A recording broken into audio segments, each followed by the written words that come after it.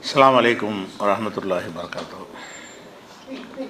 அன்பிற்குரிய சகோதர சகோதரிகளே, இஸ்லாத்தின் பார்வையில் உணவு உடை உறைவிடம் என்ற தொடர் நிகழ்ச்சியில்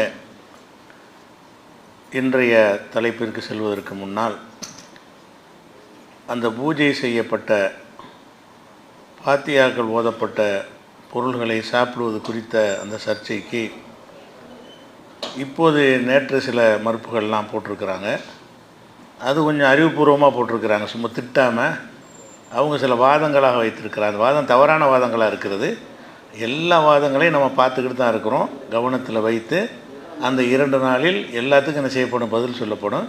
இப்போ வெளியிட்டிருக்கிற சிலர் மறுப்பு கூட அவங்களுடைய புரிதல் கம்மியாக இருக்கிறதுனால வெளியிட்டிருக்கிறார்கள். அது இன்ஷா அல்லாஹ் தக்க சான்றுகளோடு அதை விளக்கும் என்பதை தெரிவித்துக்கொண்டு நம்ம இன்றைய நிகழ்ச்சிக்கு செல்லலாம். நேற்றைய தினம் இறுதியாக நிர்பந்தத்தில் மருத்துவ காரணத்திற்காக வேண்டி ஹராமானவைகளை நம்ம பயன்படுத்தினால் அல்லாஹ் குற்றம் பிடிக்க மாட்டான் என்பதற்கு 2 விதமான கருத்துக்கள் இருக்கிறது. இந்த கருத்து தான் மேலோங்கி இருக்கிறது என்கிற ஒரு செய்தியை நம்ம பார்த்தோம். அந்த நிர்பந்தத்திற்காக மார்க்கம் கொஞ்சம் வளைஞ்சு கொடுக்குது என்பதற்கு நிறைய சான்றுகளை காட்டினோம். அது மாதிரியான இன்னும் ஒரு சான்று என்னென்னு கேட்டால், இது நமக்கு பரவலாக தெரிஞ்ச ஒரு சான்று தான். ஒரு மனிதர் என்ன செய்கிறாருன்னா, நபிகள் நாயகம் ஸல்லல்லாஹு அலைஹி வஸல்லம் அவங்கள்ட்ட ரமலான் மாதத்தில் நான் பகல் நேரத்தில் மனைவியோட நோன்பு வைத்து கொண்டு நான் இல்லறத்தில் ஈடுபட்டேன், நான் அழிஞ்சு போயிட்டேன் அப்படின்னு சொல்லி ரசூல்லாட்ட அதுக்கு தீர்வு கேட்குறார். அப்போ ரசூல் ஸல்லல்லாஹு அலைஹி வஸல்லம் கேட்குறாங்க, நீ ஒரு அடிமையை விடுதலை செய்ய உனக்கு சக்தி இருக்குதா? அதுக்கு பரிகாரம் நோன்பு வச்சுக்கிட்டு நோன்பை முறிச்சிட்டார், இல்லறத்தில் ஈடுபட்டு முறிச்சிட்டார். அதுக்கு பரிகாரமாக என்ன செய்யணும்னு கேட்டால், ஒரு அடிமையை விடுதலை செய்யணும், அது உனக்கு ஏழுமான்னு கேட்குறாங்க. அவர் சொல்கிறார், இல்லை அது ஏழாது, எனக்கு ஏழாதுன்றார். அப்போ ரசூல்லா கேட்குறாங்க, தஸ்தத்தி வன் தசூம ஷஹரைனி முத்ததாபியனி, தொடர்ந்து 2 மாதங்கள் உனக்கு நோன்பு வைக்க இயலுமா? அது முடியலைன்னா அடுத்த பரிகாரம் அப்படிங்கிறாங்க. அதுவும் நம்மள்கிட்ட ஏழாதுன்றார். அதுக்கப்புறம் ரசூல்லா கேட்குறாங்க, அப்படின்னா ஒரு 60 ஏழைக்கு உணவு கொடுக்க இயலுமா அப்படின்னு கேட்குறாங்க. இல்லை, அதுவும் என்கிட்ட இல்லை. அப்படின்னா இது 3 தான் பரிகாரமே. மொத்த பரிகாரமே இந்த 3 தான். நோன்பை முறிச்சிட்டான் அவர், அதான் இல்லறத்தில் ஈடுபட்டு ரமலான் நோன்பை, சுன்னத்தான நோன்புக்கு இல்லை, கடமையான நோன்பை முறித்து விட்டார்கள் என்று சொன்னால் அதுக்கு என்ன செய்யணும், அடிமைக்கு விடுதலை செய்யணும். இப்போ நம்மகிட்ட அடிமை கிடையாது, 2 செஞ்சு ஆகணுமா, 2 மாதம் கண்டினியூவாக நோன்பு வைக்கணும், இல்லைன்னா 60 ஏழைக்கு உணவு கொடுக்கணும், அந்த ஒரு நோன்பையும் கலா செய்யணும். முறிச்ச நோன்பையும் கலா செய்வதோடு இது பரிகாரமாக இந்த 2இல் ஒன்றை நம்ம செய்யணும். அந்த காலத்தில் 3இல் ஒன்றை செய்யணும். இப்போ இது எல்லாம் செய்ய முடியலைன்னு நினச்சி இவருக்கு என்ன நம்ம 3 தானே பரிகாரமே, அவர்கிட்ட ஒன்றும் இல்லைன்ட்டார். இல்லைன்னொன்று அப்போ சமுக்கார வச்சு விட்டாங்க. அப்போ என்ன செய்யற, ரசூல்லாட்ட ஒரு பேரிச்சம்பழம் ஒரு கூடை நிறைய கொண்டு ஜக்காத்தெல்லாம் கொண்டாந்து கொடுப்பாங்கல்ல, அந்த மாதிரி சிலரை கொண்டாந்து கொடுக்குறாங்க. கொடுத்தவொன்னு என்ன செய்கிறாங்க, ரசூல் ஸல்லல்லாஹு அலைஹி வஸல்லம் இதை ஏழைக்கு உணவளிக்கணும்ல, இதை எடுத்துக்கிட்டு போய் உணவளிச்சு 60 ஏழைக்கு நீ இதை பகிர்ந்து கொடுத்துருன்னு சொல்கிற பேரிச்சம்பழம் வருது. அந்த பேரிச்சம்பழத்தை கொடுத்து நீ 60 ஏழைக்கு இதை சப்ளை பண்ணிக்க அப்படின்னு சொல்கிறாங்க.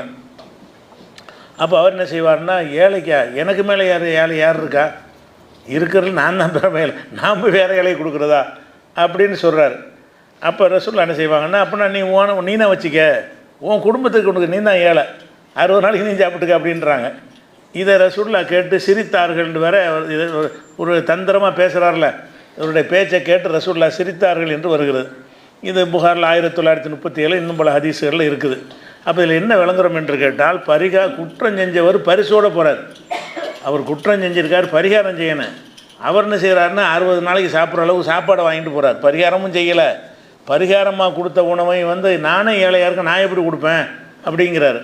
அப்போ ஏழலை என்பது எந்த அளவுக்கு இஸ்லாம் அவருக்கு ஒரு கருணை காட்டுதுன்னு பாருங்கள். ஏழலைன்னா அது இதான், இது மருத்துவம் இந்த மாதிரி செய்தானே, இதை விட பெரிய விஷயம் மருத்துவங்கிறது. அப்போ ஒருத்தர் ஏழலை அவருக்கு அந்த பரிகாரம் தான் செஞ்சாகணும்னு சட்டம் இருக்கும் பொழுது, அது ஏழலைன்னு சொன்னால் பரிகாரம் செய்யாமல் போன்னு சொன்னாலே அது பெரிய சலுகை தான். ஆனால் அதை விட மிஞ்சி என்ன செய்கிறாங்கன்னா, உணவு நம்ம ஏற்பாடு பண்ணி கொடுக்குறோம், அதையும் என்ன செய்கிறார், நானே வச்சுக்கிறேங்கிறார். நான் அந்த 60 ஏழைக்கு பதிலாக நானே வச்சுக்கிறேன், நான் தான் ஏழை, உள்ளதில் ஏழை அப்படின்னு சொல்கிறார். அப்போ இதில் நல்ல மருத்துவம் மாதிரி ஒரு அவசர நேரத்துக்கு இது ஹராம் அப்படிலாம் அல்ல பார்க்க மாட்டான். அந்த அல்ல கருணை பார்வை உள்ளவன் என்பதற்கு இந்த விஷயங்கள்லாம் மார்க்கம் கொஞ்சம் வளைஞ்சு கொடுக்கல, நிர்பந்தத்துக்கு ஆளானவருக்கு. நிர்பந்தம் கஷ்டம் அந்த மாதிரி ஆளானவருக்காக வேண்டி மார்க்கத்தின் சட்டத்தை லேசாக வளைக்கிற ஒரு விஷயத்தை நம்ம பார்க்குறோம்.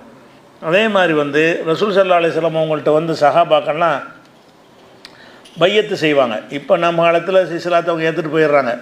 ரசூலுல்லாவுடைய காலத்தில் என்ன செய்வாங்க, ரசூலுல்லாட்டே வருவாங்க, வந்து சந்தித்து கையோட கையை அடித்து என்ன செய்வாங்க, இன்னென்ன காரியங்களை நான் செய்வோம் அப்படின்னு சொல்லி சில களிமாவையும் சொல்லுவாங்க. வேறு சில விஷயங்களை ரசூலுல்லாஹ் உறுதிமொழி வாங்குவாங்க, ஒரு சந்தர்ப்பத்துக்கு தகுந்த மாதிரி கூட சேர்த்து வாங்குவாங்க. அப்போ அதில் ஒரு உடன்படிக்கை என்னென்னு சொன்னால், அல சம்இ வ தாஅத்தி பாயத்து நபி ஜரீர் இப்னு அப்துல்லா அறிவிக்கிறாங்க, நபிகள் நாயகம் ஸல்லல்லாஹு அலைஹி வஸல்லம் அவங்கள்ட்ட வந்து நான் உடன்படிக்கை செஞ்சேன். எதுக்கு உடன்படிக்கை செஞ்சேன்னு கேட்டால், அல சம்இ வ தாஅத்தி உங்கள் சொல்லுக்கு செவிமடுத்து கட்டுப்படுவேன். உடன்படிக்கை என்ன தான் அது, களிமாவெல்லாம் சொல்லிவிட்டு என்ன செய்கிறாரு, அதில் களிமாவோட சேர்த்து இந்த ஒரு அக்ரிமெண்ட்டையும் சேர்க்குறாரு.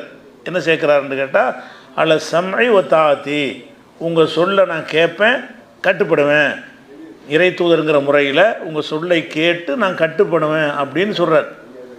இதை ரசூல் என்ன செய்கிறாங்கன்னா, ஃபலக்கனனி என்னை திருத்தி தர்றாங்க, அப்படி சொல்லாதேங்கிறாங்க. இவர் என்ன செய்கிறாருன்னா, நான் செவியுற்று கட்டுப்படுவேன்கிறார். அப்போ ரசூல்லா என்ன செய்கிறாங்கன்னா, ஃபலக்கனனி என்னுடைய அந்த வார்த்தையை ரசூல்லா திருத்தினார்கள். எப்படி திருத்தினார்கள்னா, ஃபீ மஸ்தத்தாத்து இயன்ற வரைக்கும்னு சேர்த்துக்கங்கிறாங்க. கட்டுப்பட்டு நடப்புன்னு எப்படி சொல்ல முடியாமல் போயிடும், உனக்கு எல்லாத்துலேயும் கட்டுப்படுவேன்னு நீ சொன்னா ஏன்னா உனக்கு செய்ய முடியாமல் போயிடும். அதனால் நான் நீங்கள் சொல்வதை அப்படியே கேட்டு நடப்பேன்ட்டு அவர் சொல்கிறாரு.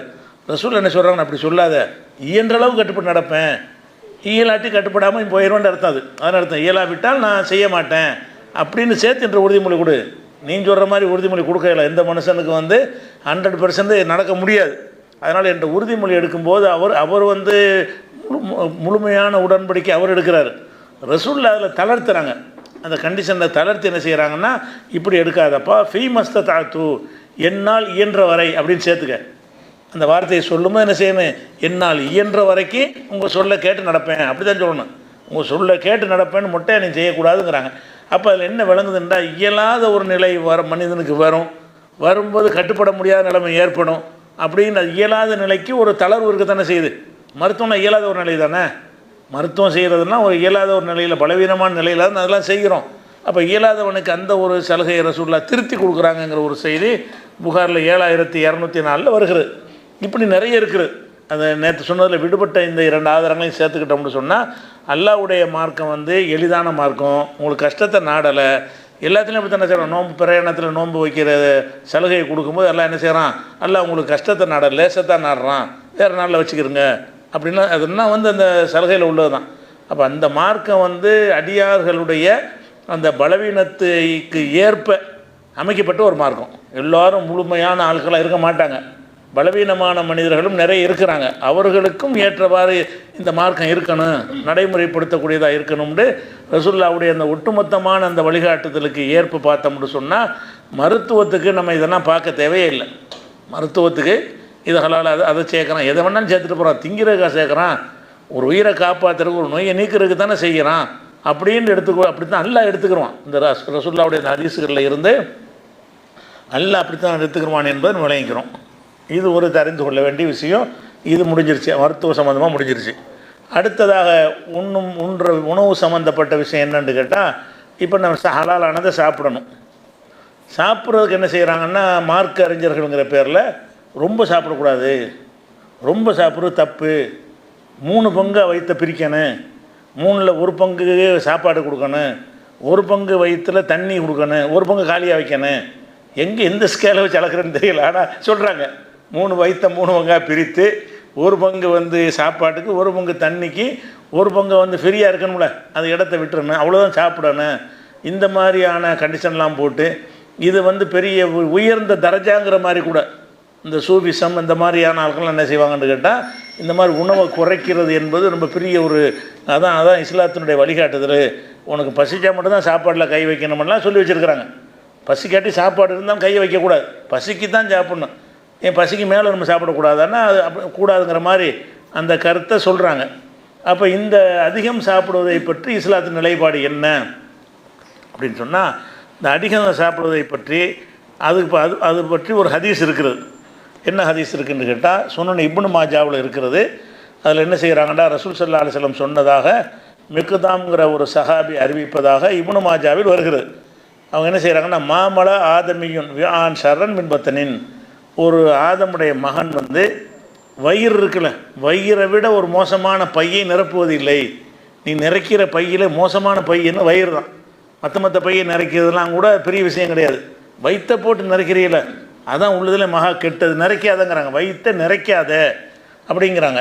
சொல்லிவிட்டு ரசூலுல்லாஹ் சொன்னாங்க, அந்த ஹதீஸ் வருது, ஹஸ்புல் ஆதமி, ஒரு மனிதனுக்கு போதும், லுகை மாத்துன், சில கவலங்கள், யுகிம்னா சுல்பகு, அவன் முதுகுத்தண்டை நிப்பாட்டி வைக்கிற அளவுக்கு, ஸ்டெடியாக நிற்கிற அளவுக்கு சில கவலங்கள், 4-5 கவலம் சாப்பிட்டா என்ன செய்ய வேண்டியது, அவ்வளோ போதும், ரொம்ப சாப்பிட்ற நிறைச்சிடாத, வயிற்றை நிறைக்காத அப்படின்னு சொல்கிறாங்க. அப்போ இது வந்து அந்த 3 பங்காக பிரிக்கிறது கூட அதுக்கும் கம்மி. இது சில கவலங்கள் 2-3 உருண்டை எடுத்து போட்ட வேண்டியதான், அதோட நிறுத்திக்கிறேன், அது போதும், உயிர் வாழ்வதற்கு தேவையான அளவுக்கு சாப்பிட்டா போதும் அப்படின்ற சொன்னதாக இருக்குது. அதுக்கடுத்து சொல்கிறாங்க, ஃபைன் கலபத்தில் ஆதமிய, ஒரு மனிதனுக்கு அதை விடவும் மிகைத்து போய் சாப்பிடும் என்று தோன்றினால் அப்போ என்ன செய்யணும்னு கேட்டால், சுலுசுல்லி தாமி, சாப்பாட்டுக்கு 1/3 பங்கு இடம் வயிற்றில், சுலுசுல்லி ஷராபி, குடிக்கிற பானத்துக்கு ஒரு 1/3 பங்கு, சுலுசுல்லி நஃபசி, காற்றுக்கு அந்த மூச்சையை போடுவதற்கு காற்றுக்காக வேண்டி 1/3 பங்கு என்று வச்சுக்க. இது வந்து அது முடியாட்டி தான், அதுவே அதிகம்ங்கிறாங்க. 3ல் 1 கூட சாப்பிட்றக்கூடாது, சும்மா 2-3 கவலம் சாப்பிட்டுக்க, 2 வாய் 3 வாய் அள்ளி போட்டு அவ்வளோதான் சாப்பிடுவேன். என்ன செய்யணும், ஒரு 3 வாய் சோறை சாப்பிட்டு முடிச்சுக்கிறேன்னு, அவ்வளவுதான் நீ சாப்பிடணுமே தவிர அதுக்கு மேலே போட்டு வயிற்று நிறைக்கிறது கெட்ட செயல்ங்கிற மாதிரி ரசூலுல்லாஹ் சொன்னாங்கன்னு வருது. அது உனக்கு பத்தலைன்னு சொன்னால் அதிகபட்சமே இவ்வளோதானா, உனக்கு இதை விட கம்மியாக சாப்பிட்றது நல்லது. 3 கவலம் 4 கவலம் தான் சாப்பிடணும். அதை விட கொஞ்சம் சாப்பிட நினச்சின்னா வயிற்றில் ஒரு 3ல் 1 அளவுக்கு சாப்பிட்டுக்க. அந்த அளவுக்கு நீ முடியாட்டி தான் இது கூட. அப்போ 3ல் 1க்கு மேலே போகணும்னா போக முடியாது. சாப்பிட்றதா இருந்தால் 2-3 கவலங்கள் சாப்பிடணும், அதை விட கொஞ்சம் கூடத்தான் சாப்பிடணும்னு உங்களுக்கு தோன்றியது என்றால் 3ல் 1 பங்கு. அப்போ 3ல் 1 பங்குங்கிறது உயர்ந்தபட்ச அளவு, அதான் குறைஞ்சபட்ச அளவு இல்லை. குறைஞ்சபட்ச அளவு 2-3 கவலம் தான். உயர்ந்தபட்சம் அதிகபட்சமாக நீ எவ்வளோ சாப்பிட்லாம், 3ல் 1 பங்கு சாப்பிட்லான்னு இந்த ஹதீஸை வந்து ஹதீஸ்னு வந்துருச்சுல, இதை வைத்து கொண்டு தான் அந்த சூஃபிசம் அந்த மாதிரி ஆட்கள்லாம் அதை சாப்பிடக்கூடாது, அப்படி பட்னியாக கிடக்கணும், காடு செடின்னு போனது தமம் செய்கிறான்னு சொல்கிற ஆட்கள்லாம் அந்த மாதிரி வாதங்கள்லாம் வைக்கிறாங்க. இந்த ஹதீஸை பொறுத்த வரைக்கும் இது வந்து இதில் ஒரு சில பலவீனங்கள் இருக்குது. என்ன பலவீனம் இருக்குன்னு கேட்டால், முகமது இப்னு ஹர்ப் என்பவர் இதை அறிவிக்கிறாரு. யார் வழியை அறிவிக்கிறாருன்னா, எங்கள் அம்மா சொன்னாங்கன்னு அறிவிக்கிறார். அம்மாவுக்கு பேரையும் சொல்லணும்னு ஒன்று, அம்மா சொன்னாங்கன்னு மட்டும் அறிவிக்கிறார். சரி, அந்த அம்மாவுக்கு யார் அறிவிச்சுன்னா அவங்களுக்கு அவங்க அம்மா அறிவித்தாங்க. இந்த ஹதீஸை பாசகம் எப்படி வருதுன்னு கேட்டால், எனக்கு எங்கள் அம்மா சொன்னாங்க, அவங்களுக்கு அவங்க அம்மா சொன்னாங்கன்னு சொல்கிறாரு. அவங்க அம்மாண்டா யார், அவங்களுடைய கேரக்டர் என்ன, அவங்க நம்பகத்தன்மை என்ன, அவங்க உண்மையை சொல்லக்கூடிய நெசமாக இருந்தாங்களா, அப்படி யார், இவருக்கு முந்தைய அம்மா கூட மூத்தா போயிருக்கலாம்ல. அதுக்கு முதல்ல அம்மான்னு சொல்வதாக இருந்தால் டீட்டெயில் வேணும், அப்போ தான் நம்ம பார்க்கலாம் எங்கள் அம்மாட்ட சொல்லியிருப்பாங்களா என்னென்னு பார்க்கலாம். அப்போ இந்த 2 பலவீனம் இருக்குது. இவர்கிட்டேருந்து சஹாபிட்டேருந்து கேட்டால் யாருன்னு கேட்டால், ஒரு அம்மா கேட்டாங்களா, அந்த அம்மா மகளுக்கு சொன்னாங்களா, அந்த மகள் வந்து இவருக்கு சொன்னாங்கன்னு சொல்லி அந்த ஹதீஸ் வருகிறது. அதனால் ஹதீஸ் கலையில் இது வந்து ஏற்கத்தகாத 2 பலவீனம் உள்ள கணக்கில் கொள்ளப்படாத ஒரு ஹதீஸ். அதனால் 3ல் 1 சாப்பிடணுங்கிற இந்த ஹதீஸு பலவீனமான ஹதீஸாக போயிடுது. அதே நேரத்தில் வந்து அகமதில் ஒரு ஹதீஸ் வருகிறது, அதில் இதே விஷயம் வருது, ஆனால் அந்த பலவீனம் இல்லை. அதையும் சொல்லியிருக்கோம்ல, பலவீனம் இல்லாமல் சரியான அறிவிப்பாளர்களை கொண்டு ஒரு ஹதீஸ் வருது. இதே வாசகம் தான், இதே 3ல் 1 பங்கு தான் சாப்பிடணுங்கிறது வந்து இருக்குது. இது எதில் வருதுன்னு கேட்டால், அகமதுலேயும் வருது, ஹாக்கிம்லேயும் வருது, நசையுடைய சுனனுல் குப்ராவிலையும் இருக்கிறது, இப்னு ஹிப்பான்லையும் இருக்கிறது, தபரானிலையும் இருக்கிறது, முஸ்னது ஷிஹாபுன்னு எல்லாம் இருக்குது. பல நூல்களில் இந்த செய்தி இருக்குது. இந்த செய்தி என்னென்றால், 3ல் 1 தான் நீ சாப்பிடணும், வயிற்றை 3 பங்காக வச்சு அதில் ஒரு அளவு தான் சாப்பிடணும், 3ல் 2 பங்கு காலியாக இருக்கணும், 3ல் 1 தண்ணி வேண்டாம் குடிச்சிக்க. தண்ணி ஒரு பங்கு, தண்ணி ஒரு 33%, சோறு ஒரு 33%, எம்டியாக ஒரு 33%, 3ஆக பிரித்து செய்யணும்னு இந்த ஹதீஸ் சொல்லுது. இந்த ஹதீஸ் வந்து அந்த ஹதீஸ் பலவீனமாக இருந்தாலும் இந்த ஹதீஸ் வந்து அவங்க அம்மான்னு வரக்கூடிய அப்படி வராமல் எல்லாம் என் ஆட்களுடைய அறிவிப்பாளர்களோடு வருகிறது, சரியாகவும் இருக்கிறது. அப்போ இந்த ஹதீஸை வச்சு பார்த்தீங்கன்னு சொன்னால் இவ்வளோ தான் சாப்பிட்ணுன்னு வருது, இவ்வளோ தான் சாப்பிட்ணும். அப்போ இவ்வளோ தான் சாப்பிட்ணும்னு இந்த ஹதீஸை வச்சு சரியான ஹதீஸ் நான் முடிவு எடுக்கணும்ல, அப்படி எடுப்பதாக இருந்தால் எடுக்கலாம். ஆனால் இது குறித்து மற்ற ஆதாரங்கள் என்ன இருக்குது, இந்த இந்த அளவு தான் சாப்பிடணும் என்ற மாதிரி மார்க்கத்தில் சொல்லப்பட்டிருக்குதா? இதெல்லாம் தூக்கி சாப்பிட்ற அளவுக்குலாம் சாப்பிட்டு இருக்கிறாங்க, சாப்பிட்லாம்னு ஆதாரம் இருக்கான்னு பார்த்தோம்னா இந்த ஒன்று தான் இதுக்கு ஆதாரமாக இருக்கே தவிர ஏராளமான ஆதாரங்கள் வந்து சாப்பிட்றன்னா பூந்து விளையாடலாம்னு சொல்லுது. அப்படி தான் ஏராளமான ஆதாரங்கள் இருக்குது. அது எப்படி ஆதாரம் இருக்குன்னு கேட்டால், இப்போ முதல்ல ஆதம் அலைஹிஸ்ஸலாத்தை அல்லாஹ் படைக்கிறான். அவருடைய வந்து ஜோடியை படைச்சிட்றான். ஜோடியை படைச்சி ஒரு சோலையில் அவங்கள வைத்து என்ன செய்கிறான்னு கேட்டால், இந்த மரத்தை மட்டும் நீங்கள் நெருங்காதீங்க, பாக்கி உள்ள எல்லாத்தையும் சாப்பிடுங்க அப்படின்னு சொல்கிறதுக்கு வந்து அல்லாஹ் என்ன வார்த்தையை சொல்கிறான்னு கேட்டால், ஓ குலாமின்ஹா, நீங்கள் 2 பேரும் இந்த சோலையில் நீங்கள் சாப்பிடுங்கள், ரகதன். ரகதன்னா வந்து கண்டமேனிக்கு சாப்பிடுங்கன்னு அர்த்தம். ரகதன்கிறது சும்மா தாராளமாக கணக்கு விளக்கு இல்லாமல் சாப்பிட்றதுக்கு அந்த ரகதுன்னு சொல்லுவாங்க. ரகதுன்னு சொன்னால் நீ பூந்து விளையாடுன்னு சொல்கிறோம்ல, அதுக்குள்ளே வார்த்தை. பூந்து விளையாடுன்னு அர்த்தம், எப்படினாலும் சாப்பிட்டுக்கலான்ட்டு. அப்போ அல்லாஹ் அங்கே சொல்லும் பொழுது பார்த்து கணக்கு பண்ணி சாப்பிடு, 3ல் 1 பங்கு தான் சாப்பிட்ணும், 2 ஆப்பிள் சாப்பிடு அப்படி சொல்லாமல் என்ன செய்கிறான்னு கேட்டால், சாப்பிடுன்னு மட்டும் சொல்லாமல் சாப்பிடுங்கனால போதும்ல, நீங்கள் 2 பேரும் சாப்பிடுங்க, ரகதன், எந்த தயக்கமும் இல்லாமல் எவ்வளோனாலும் சாப்பிடுங்க. அப்போ எவ்வளோனாலும் சாப்பிடுங்க என்பது தான் மனித குலத்துக்கு உணவு சம்பந்தமாக வந்த முதல் கட்டளை. மனிதனுக்காக உணவு சம்பந்தமாக அல்லாட்டிருந்து வந்து முதல் கட்டளை என்ன? பூந்து விளையாடுன்னு தான் கட்டளை வந்திருக்குது. சாப்பாட்டுக்கு வகை வைக்க ஹலாலாக இருக்கணுமே தவிர இவ்வளவுக்கு முடியுமோ அவ்வளோ சாப்பிட்டுக்க அப்படின்னு அல்லாஹ் வந்து ஆதம் அலைஹிஸ்ஸலாத்துக்கு சொல்லும்போது என்ன செய்யலை, இந்த கண்டிஷனில் முதல் சொல்லணும். இந்தப்போ சோலையில் நிறைய கிடைக்கும், நீ பாட்டு பூந்து விளையாடுறாத, பார்த்து சாப்பிட்டுக்க, ஒரு நாளைக்கு இந்த அளவு வச்சுக்க அப்படின்னு நான் சொல்லியிருக்கணுமா இல்லையா? அப்படி சொல்லாமல் எவ்வளோ நாள் மனுஷன் சாப்பிடக்கூடிய ஆளாக வேறு இருக்கிறாங்க. மனிதர்கள் வந்து எவ்வளோ நாள் சாப்பிடுவாங்க கிடைச்சுன்னு சொன்னான். அப்படிப்பட்ட ஒரு நிலையில் அந்த பலவீனமானவர் அவர் இருக்கும் பொழுது அவருக்கு அல்லாஹ் போட்ட கட்டளை என்னென்னு கேட்டால், குலாமின்ஹா ரகதன், நீங்கள் வந்து ரகதன்னா இப்போ இஷ்டத்துக்கு என்ன செய்யுங்க, கண்டமேனிக்கு சாப்பிடுங்க அப்படிங்கிற ஒரு கருத்தில் அல்லாஹ் சொல்கிறான். அதே மாதிரி வந்து 2வது சூறாவில் 58வது வசனத்தில் இந்த இஸ்ரவேலர்கள் வந்து நாடற்றவர்களாக சுற்றிக்கிட்டே இருக்கிறாங்க. ஃபிரௌன்கிட்டருந்து காப்பாற்றின பிறகு அவங்கள என்ன செய்யறான், அல்லாஹ் கொஞ்ச நாளைக்கு சுத்த வச்சிடறான், எந்த இடத்துலையும் தங்காமல் ஊர் ஊராக தெரிஞ்சுக்கிட்டு இருக்கிறாங்க மூசா நபி தலைமையில். அப்போ என்ன செய்யறான், அல்லாஹ் வந்து சரி இனிமேல் வந்து நீங்கள் ஒரு ஊரில் தங்கிருங்க, இனிமேல் ஒரு ஊரை சொல்லி, அதான் ஜெருசலம் புனித பூமி, அதை சொல்லி இந்த ஊரில் நீங்கள் தங்கி விடுங்கள் அப்படின்னு சொல்லிட்டு அல்லாஹ் என்ன செய்யறான்னா, இது குழுனா உதுகுழு ஹாதிகள் கரியா, இந்த ஊருக்குள்ளே நீங்கள் நுழைந்து குழுமின்ஹா, இந்த ஊரில் போய் நீங்கள் சாப்பிடுங்கள், ஹைது சேத்தும், நீங்கள் விரும்பியவாறு சாப்பிடுங்கள். விரும்பிய பாருங்கிறதுல அன்லிமிட் வந்துருச்சு, அது விரும்பியவாறில் வந்துருச்சு. அதுலேயும் ரகதன் வேறு அங்கே அதே ரகதன் போடுறான், அங்கே ஆதமுக்கு போட்ட மாதிரி ஹைது சேத்தும்லையே தாராளமாக எவ்வளோ சாப்பிடலான்னு வந்துடுது. அது 10வது நல்லா என்ன செய்கிறான்னா, ஹைது சேத்தும் ரகதன், விரும்பியவாறு என்ன செய்யுங்க, சகட்டு மணிக்கு சாப்பிடுங்க அப்படின்னு சொன்னால் அப்படி இருக்கேன், விரும்பியவாறு கண்ட மணிக்கு சாப்பிடுங்கன்ற மாதிரி எல்லாம் என்ன செய்கிறான் அவங்களுக்கு சொல்கிறான். இந்த ஊருக்குள்ள நுழைஞ்சிட்டிங்கல்ல, நுழைஞ்சவொன்னே அந்த சாப்பாடுக்கு நான் கணக்கு என்ன வேணாலும் சாப்பிட்டுக்கிறேங்க. அதுக்கு முந்திலாம் லிமிட்டாக சாப்பிட்டாங்க. என்ன கேட்டால் வானத்துலேருந்து இறங்கும் மண்ணு செல்வா, அது எல்லாம் உணவாக கொடுத்துருந்தான், விவசாயம்லாம் இல்லாமல் அப்படி தானே கேட்டாங்க. எங்களுக்கு வெங்காயம் பூண்டு இதெல்லாம் வேணும், இதை வந்து எவ்வளோ நாளைக்கு திங்கிறேன்னு கேட்டாங்க. அதுக்கு தான் எல்லாம் என்ன செய்யணும், அது ஊரில் போய் தங்கி விவசாயம் பண்ணு, உனக்கு வேண்டியெல்லாம் சாப்பிட்டுக்க அப்படின்னு சொல்லும் பொழுது நீ வந்து இந்த மாதிரி அளவாக தரமாட்டோம், மண்ணு செல்வான்னு அங்கேருந்து இறங்குறது அளவு போட்டு வரும். இது அப்படி கிடையாது, நீ உற்பத்தி செய்கிறது தானே, எவ்வளோ நாள் உற்பத்தி பண்ணிக்க, எவ்வளோ நாள் சாப்பிட்டுக்கன்னு சொல்லும் பொழுது அல்லாஹ் என்ன செய்கிறான்னு கேட்டால், அவங்கள ஹைது சேர்த்தும் ரகதன், நீங்கள் விரும்பியவாறு தாராளமாக என்ன செய்யுங்க புசியுங்கள்னு அல்லாஹ் சொல்வதில் இருந்து சாப்பிட்ற விஷயம் வந்து ஒரு வெறுக்கத்தக்கதாக அல்லாஹ்வால் கருதப்படவே இல்லை.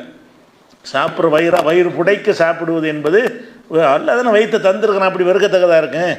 அவன் தானே வயிறு பசியெல்லாம் தந்திருக்கிறான், போட்டால் நிறைக்கிற மாதிரி அமைச்சு வச்சுருக்கிறான், இல்லாட்டி அது சுருக்கி வச்சுருப்பான்ல, வந்து 3ல் 2 பங்கு குடல் இல்லாமல் ஆக்கியிருப்பான்ல, அது எவ்வளோ நாள் கொள்கிற அளவுக்கு இப்போ ரப்பர் மாதிரி எடுத்து எவ்வளோ நாள் கொள்ளுத, அந்த மாதிரி நல்லா படைச்சிருக்கிறான். நம்ம சாதாரண அளவை விட இப்போ துணிஞ்சு இவ்வளோலாம் வந்துடுது, இவ்வளோ பெருசாக கூட ஆகுது, அப்படிலாம் நல்லா படைத்தானே வச்சுருக்கிறான்.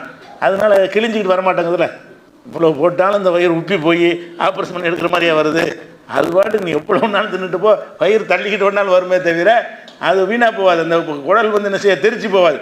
ஏதாவது சாப்பாடு நிறைய சாப்பிட்டு தெரிச்சவன் என்ன வச்சுருக்கிறானா, அப்போ அந்த குடல் என்ன செய்யுது, எம்புட்டுனாலும் தாங்கக்கூடியதாக எல்லாம் படைச்சிருக்கும் பொழுது நீ வந்து 3ல் 1 தான் திங்கணும்னு சொல்லுவது என்ன ஒரு நியாயம்டா? அது நியாயம் கிடையாது. இது அல்லாஹ்வுடைய ஏற்பாடு, தாராளமாக சொல்லிட்டான். அதே மாதிரி வந்து ஒரு ஊரை பற்றி அல்லாஹ் 16வது சூறாவில் 112வது சூறாவில் சொல்கிறான். ஒரு ஊர் இருந்தது, ஊர் பேர்லாம் சொல்லலை, அந்த ஊருக்கு நிறைய இதெல்லாம் கொடுத்துருந்தோம், தாராளமாக வாரி ரிசுக்கெல்லாம் கொடுத்துருந்தோம். அதுக்கப்புறம் இங்கே ஒழுங்காக நடக்கலை அப்படிங்கிறத சொல்லும் பொழுது ஏத்திஹா ரிசுக்குஹா ரகதன், அந்த ஊருக்கு ரிசுக்கு வந்து தாராளமாக கணக்கு இல்லாமல் கிடைத்து கொண்டு இருந்தது. மின்குள்ளி மக்கானின் ஒவ்வொரு பகுதியிலிருந்து உணவு வந்து குவிய ஆரம்பித்தது. ஆனால் அவ்வளவையும் தின்றுட்டு நினைஞ்சிட்டாங்க, நன்றி மறந்துட்டாங்க அப்படின்னு நல்லா சொல்லும் பொழுது, ஏன்டா ஒரு ஊரில் எவ்வளோ பாக்கியம் தந்திருந்தேன், எல்லா பகுதிகளிலேருந்து உனக்கு உணவுகளை கொண்டாந்து கொட்டுனானே, தாராளமாக தந்தனேன்னு சொல்லும் பொழுது அதுலேயும் ரகதன்னு எல்லாம் போடுறான். அது தந்தேன்னு உணவை தரும்போது சொல்லும் போதில் உணவு கரெக்டான அளவுக்கு தந்தேன் அப்படின்னு சொல்லலாம்ல. அளவுலாம் கிடையாது, அன்லிமிட்டு தான் எல்லாமே. அன்லிமிட்டுக்கு தான் ரகத்தும்பாங்க. லிமிட்டோடு தர்றதுக்கு பேர் ரகத்து இல்லை. அன்லிமிட்டாக உனக்கு தந்த, லிமிட் இல்லாமல் எல்லை இல்லாமல் உனக்கு தந்திருக்கிறேன்னு சொல்லி 16:112 எல்லாம் சொல்லி காட்டுறான். அப்போ இந்த ஒரு இதை பார்க்கும் பொழுது, அப்போ 3ல் 1 சாப்பிட்றோம், அவ்வளோ 2 கவலம் தான் சாப்பிடணும் என்று சொல்வது வந்து அல்லாவுடைய ஒரு போதனையாக இருக்க வாய்ப்பு இல்லை. அல்லாஹ் வந்து அப்படி செய்ய மாட்டான். அப்படி மனிதனுக்கு நாட்டம் ஹராமே தடுத்து வச்சுவிட்டான். அது வேறு மற்றவன்லாம் எது ஒன்றாலும் திம்பான். முஸ்லீமாக இல்லாட்டி என்ன செய்வான், அவன் கண்டதையும் திம்பானா இல்லையா? அப்போ அந்த கண்டிஷன் போட்டு தடுத்த பிறகு மறையான் லிமிட் பண்ண போகிறான். இதெல்லாம் திங்காதப்போ மற்றதெல்லாம் பூந்து விளையாடுன்னு சொல்லுவது தான் அதுக்கு அர்த்தமாக இருக்க முடியும். இதுக்கு மாற்றமாக இருக்குது. அதுக்கடுத்து என்னென்னு கேட்டால், ஒரு நாள் ரசூல் ஸல்லல்லாஹு அலைஹி வஸல்லம் அவர்கள் என்ன செய்கிறாங்கன்னா, சரியான பசின்னு வெளியே வர்றாங்க, விட்டு வெளியே வர்றாங்க. வந்தால் அபூபக்கர் வெளியே வந்து அவர் ஏதோ ஒரு பசிக்காக சம்பாதிக்கிற வேலைக்கு போகிறதுக்காக அவர் வந்திருக்கிறாரு. என்னப்பா எங்கே வந்திருக்கிறேன்னு கேட்குறாங்க. பசி தான், அதுக்கு தான் ஏதாவது தேடி வந்திருக்கிறோன்னு அவங்க சொல்கிறாங்க. அப்புறம் உமர் வர்றார். அப்புறமேலு, நீ எதுக்குப்பா வந்திருக்கிற, பசி தான் அப்படின்னு. ரசூலுல்லாஹ் சொல்லுவாங்க, நீங்கள் 2 பேரும் எதுக்கு வந்து இல்லை, எனக்கு நான் அதுக்கு தான் வந்திருக்கிறேன், இப்போ பசிக்கு என்ன செய்யலான்றது ஐடியா பண்ணி தான் நான் வந்திருக்கிறேன் அப்படின்னு சொல்கிறாங்க. 3 பேரும் சரியான பசி.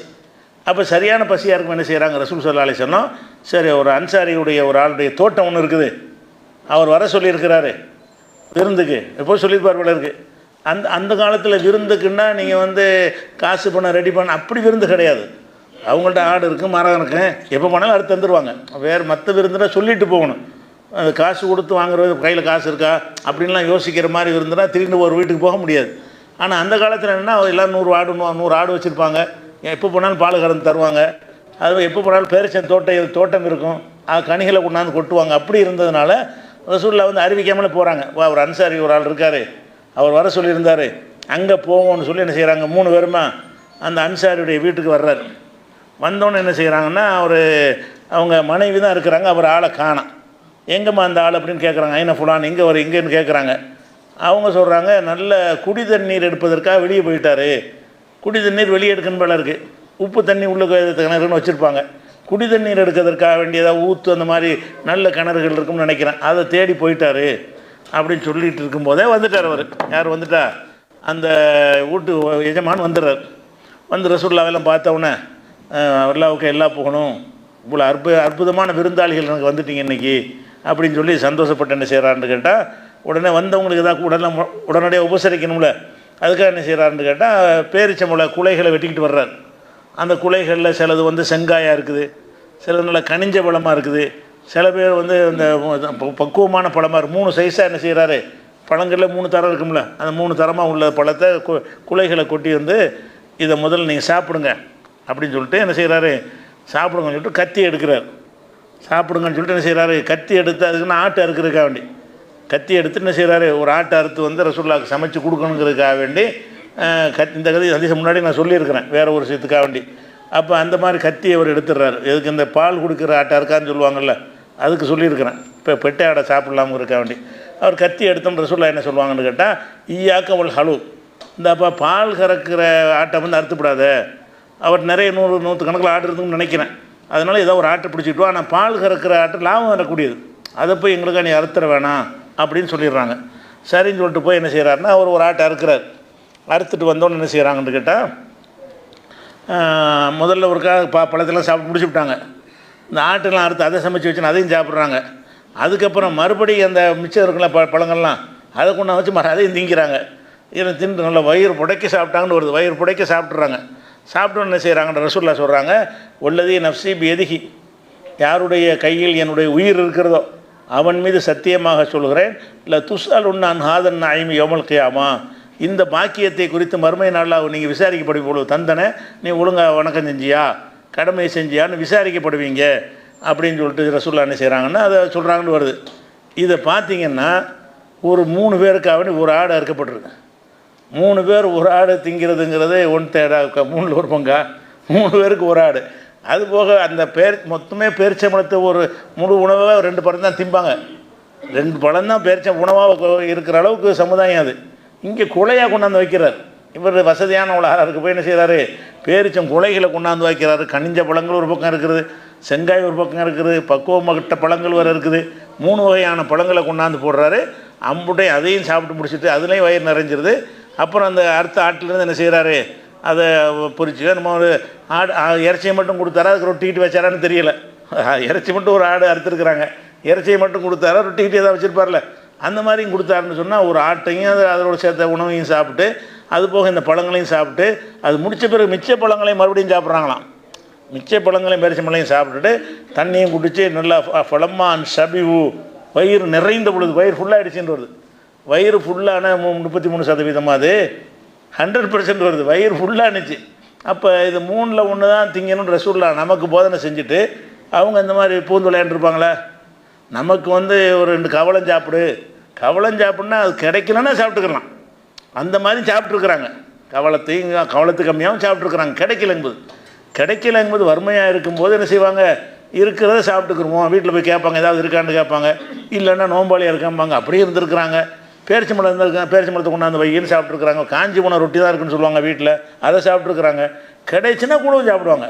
கிடைக்கலைங்கிறதுக்காக ரசூல் ஸல்லல்லாஹு அலைஹி வஸல்லம் கம்மியாக சாப்பிட்ருக்காங்களே தவிர அவங்க சாப்பிட்டது இந்த 3 பேருக்கு இதுவும் ரொம்ப நம்ம அந்த கணக்குப்படி பார்த்தா ரொம்ப அதிகம். நம்மளே ஒரு வீட்டில் கல்யாணத்துக்கு ஒரு ஆடு அறுத்தா எத்தனை பேருக்கு சாப்பாடு கொடுப்போம்? ஒரு ஆடு அறுக்கிறன்னா ஒரு 3 பேருக்கு ஒரு ஆடு இருப்பாங்க. ஒரு ஆடு எடுத்தீங்கன்னா ஒரு 100 பேருக்காக விருந்து கொடுப்பீங்கல்ல, 100 பேருக்கு ஒரு ஆடு வருமா? வரும். அந்த அளவுக்கு தான் அந்த அவ்வளோ பெரிய விஷயத்த 3 பேருக்கு சாப்பிட்றாங்களா இல்லையா? அப்போ சாப்பிட்றதுக்கு அந்த லிமிட் இல்லை என்பது இது முஸ்லீமில் வரக்கூடிய ஆதாரப்பூர்வமான ஹதீஸ். அதனால இந்த 3 பங்கு 2 கவளம் தான் திங்கணும், 3 கவளம் தான் திங்கணும். அதை தவிர பையன் வீணாக கெட்டதை நீங்கள் நிரப்புறீங்கன்னா அப்போ ரசூல்லா கெட்டதை நிரப்பிட்டாங்களா? ரசூல்லாவுடைய வயிற்று எதை நிறைச்சிருக்காங்க, இந்த பையை கெட்டதாக நிறைச்சிருக்கிறாங்கன்னு ஒரு அர்த்தம் வருது. அப்போ அந்த ஹதீஸு இதோட மோதுகிறது. அந்த ஒரு செய்தி தான் இருக்கிறது, இது மோதுகிறது, ஆயத்துணை மோதுகிறது. அதே மாதிரி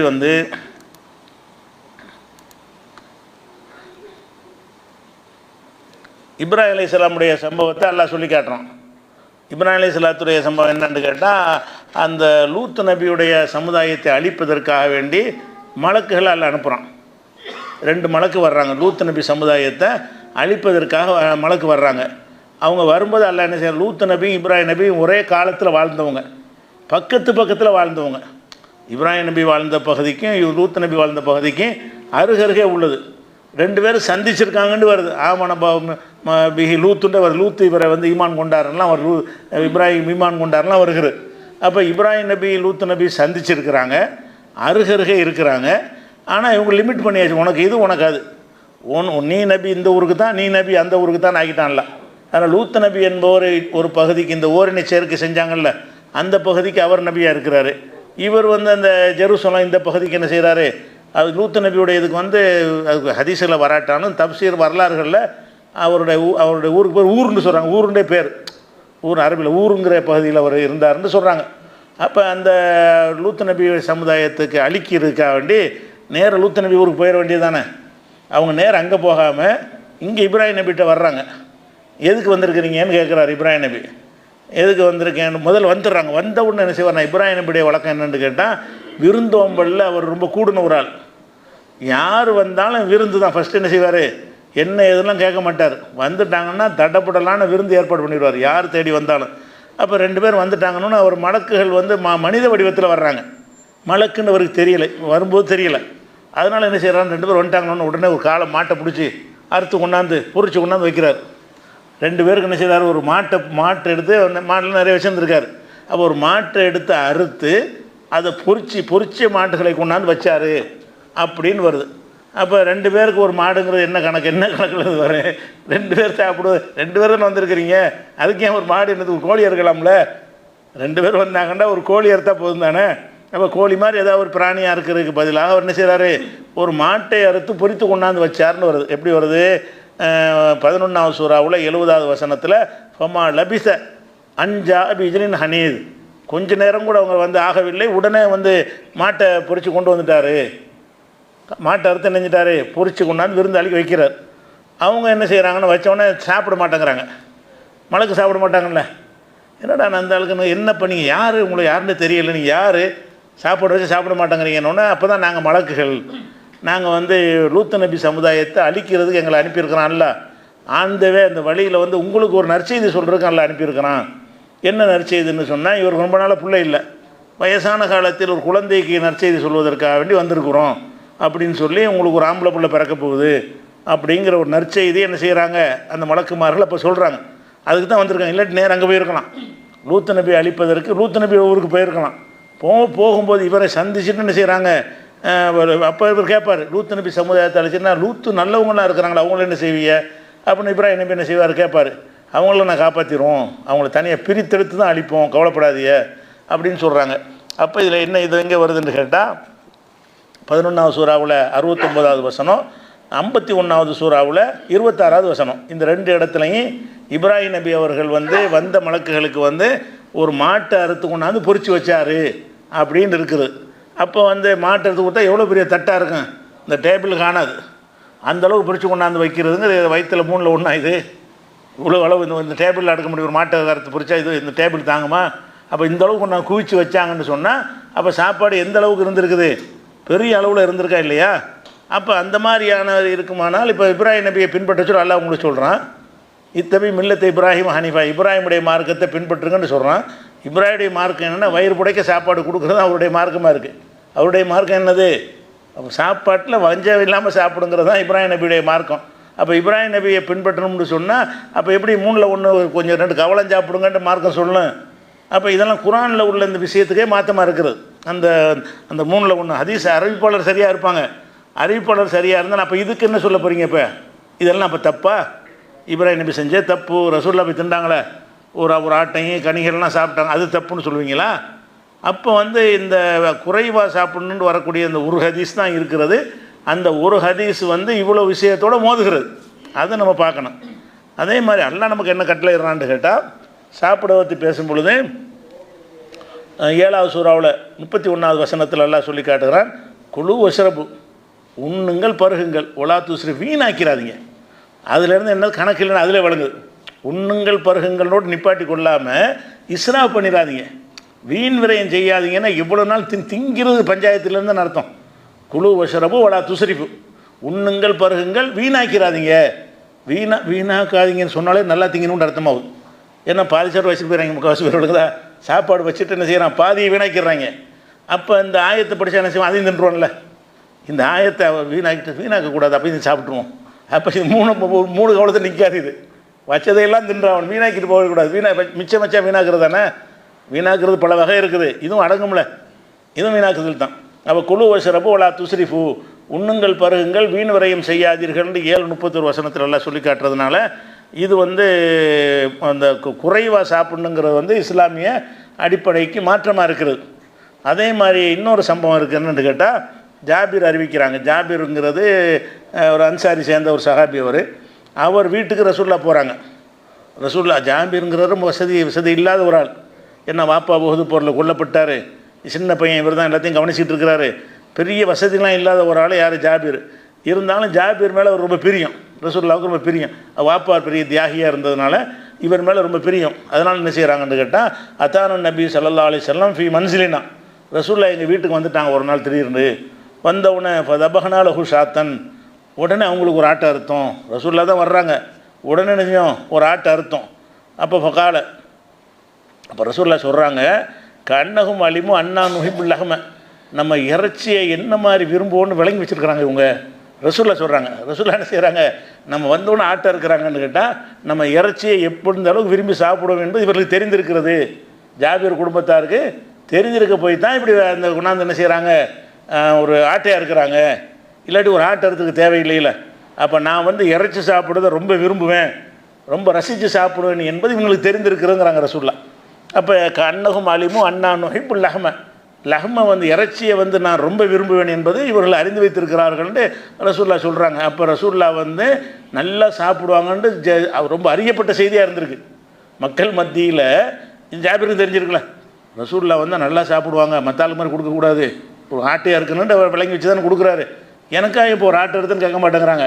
நமக்கு இது பிடிக்கும்னு இவருக்கு தெரிஞ்சிருக்குது அப்படிங்கிறாங்க.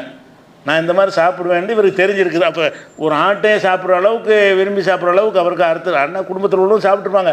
இருந்தாலும் கொஞ்சம் அதிகம் தானே இது, ஒரு ஆடை இருக்குங்கிறது அதிகம் தான் இது. அப்போ நம்மளே ஒரு குடும்பத்தில் ஒரு 10 ஒரு 4 விருந்தாளி இருந்தால் ஒரு ஆட்டையாக இருப்போம். நம்ம வீட்டில் 5 பேர் இருப்பாங்க, ஒருத்தர் விருந்தாளி வந்துட்டார், ஒரு ஆட்டாக இருப்போமா? வாங்க மாட்டோம். 1 கிலோ இறைச்சி வாங்கிட்டு வருவோம், அவ்வளோதான். அவ்வளோதான். அதை இது இப்போ 20 கிலோவுடைய ஆட்டை போய் அறுக்க மாட்டோம். அப்போ அந்த இதை என்ன காட்டுதுன்னு கேட்டு திருமதியில் வரக்கூடிய ஹதீஸு ஆதாரப்பூர்வமான ஹதீஸ். அப்போ ரசூல்லா வந்து மாமிசத்தை விரும்பி சாப்பிட்றவங்களா இருக்கிறாங்க என்று ரசூல்லாவே சொன்னது.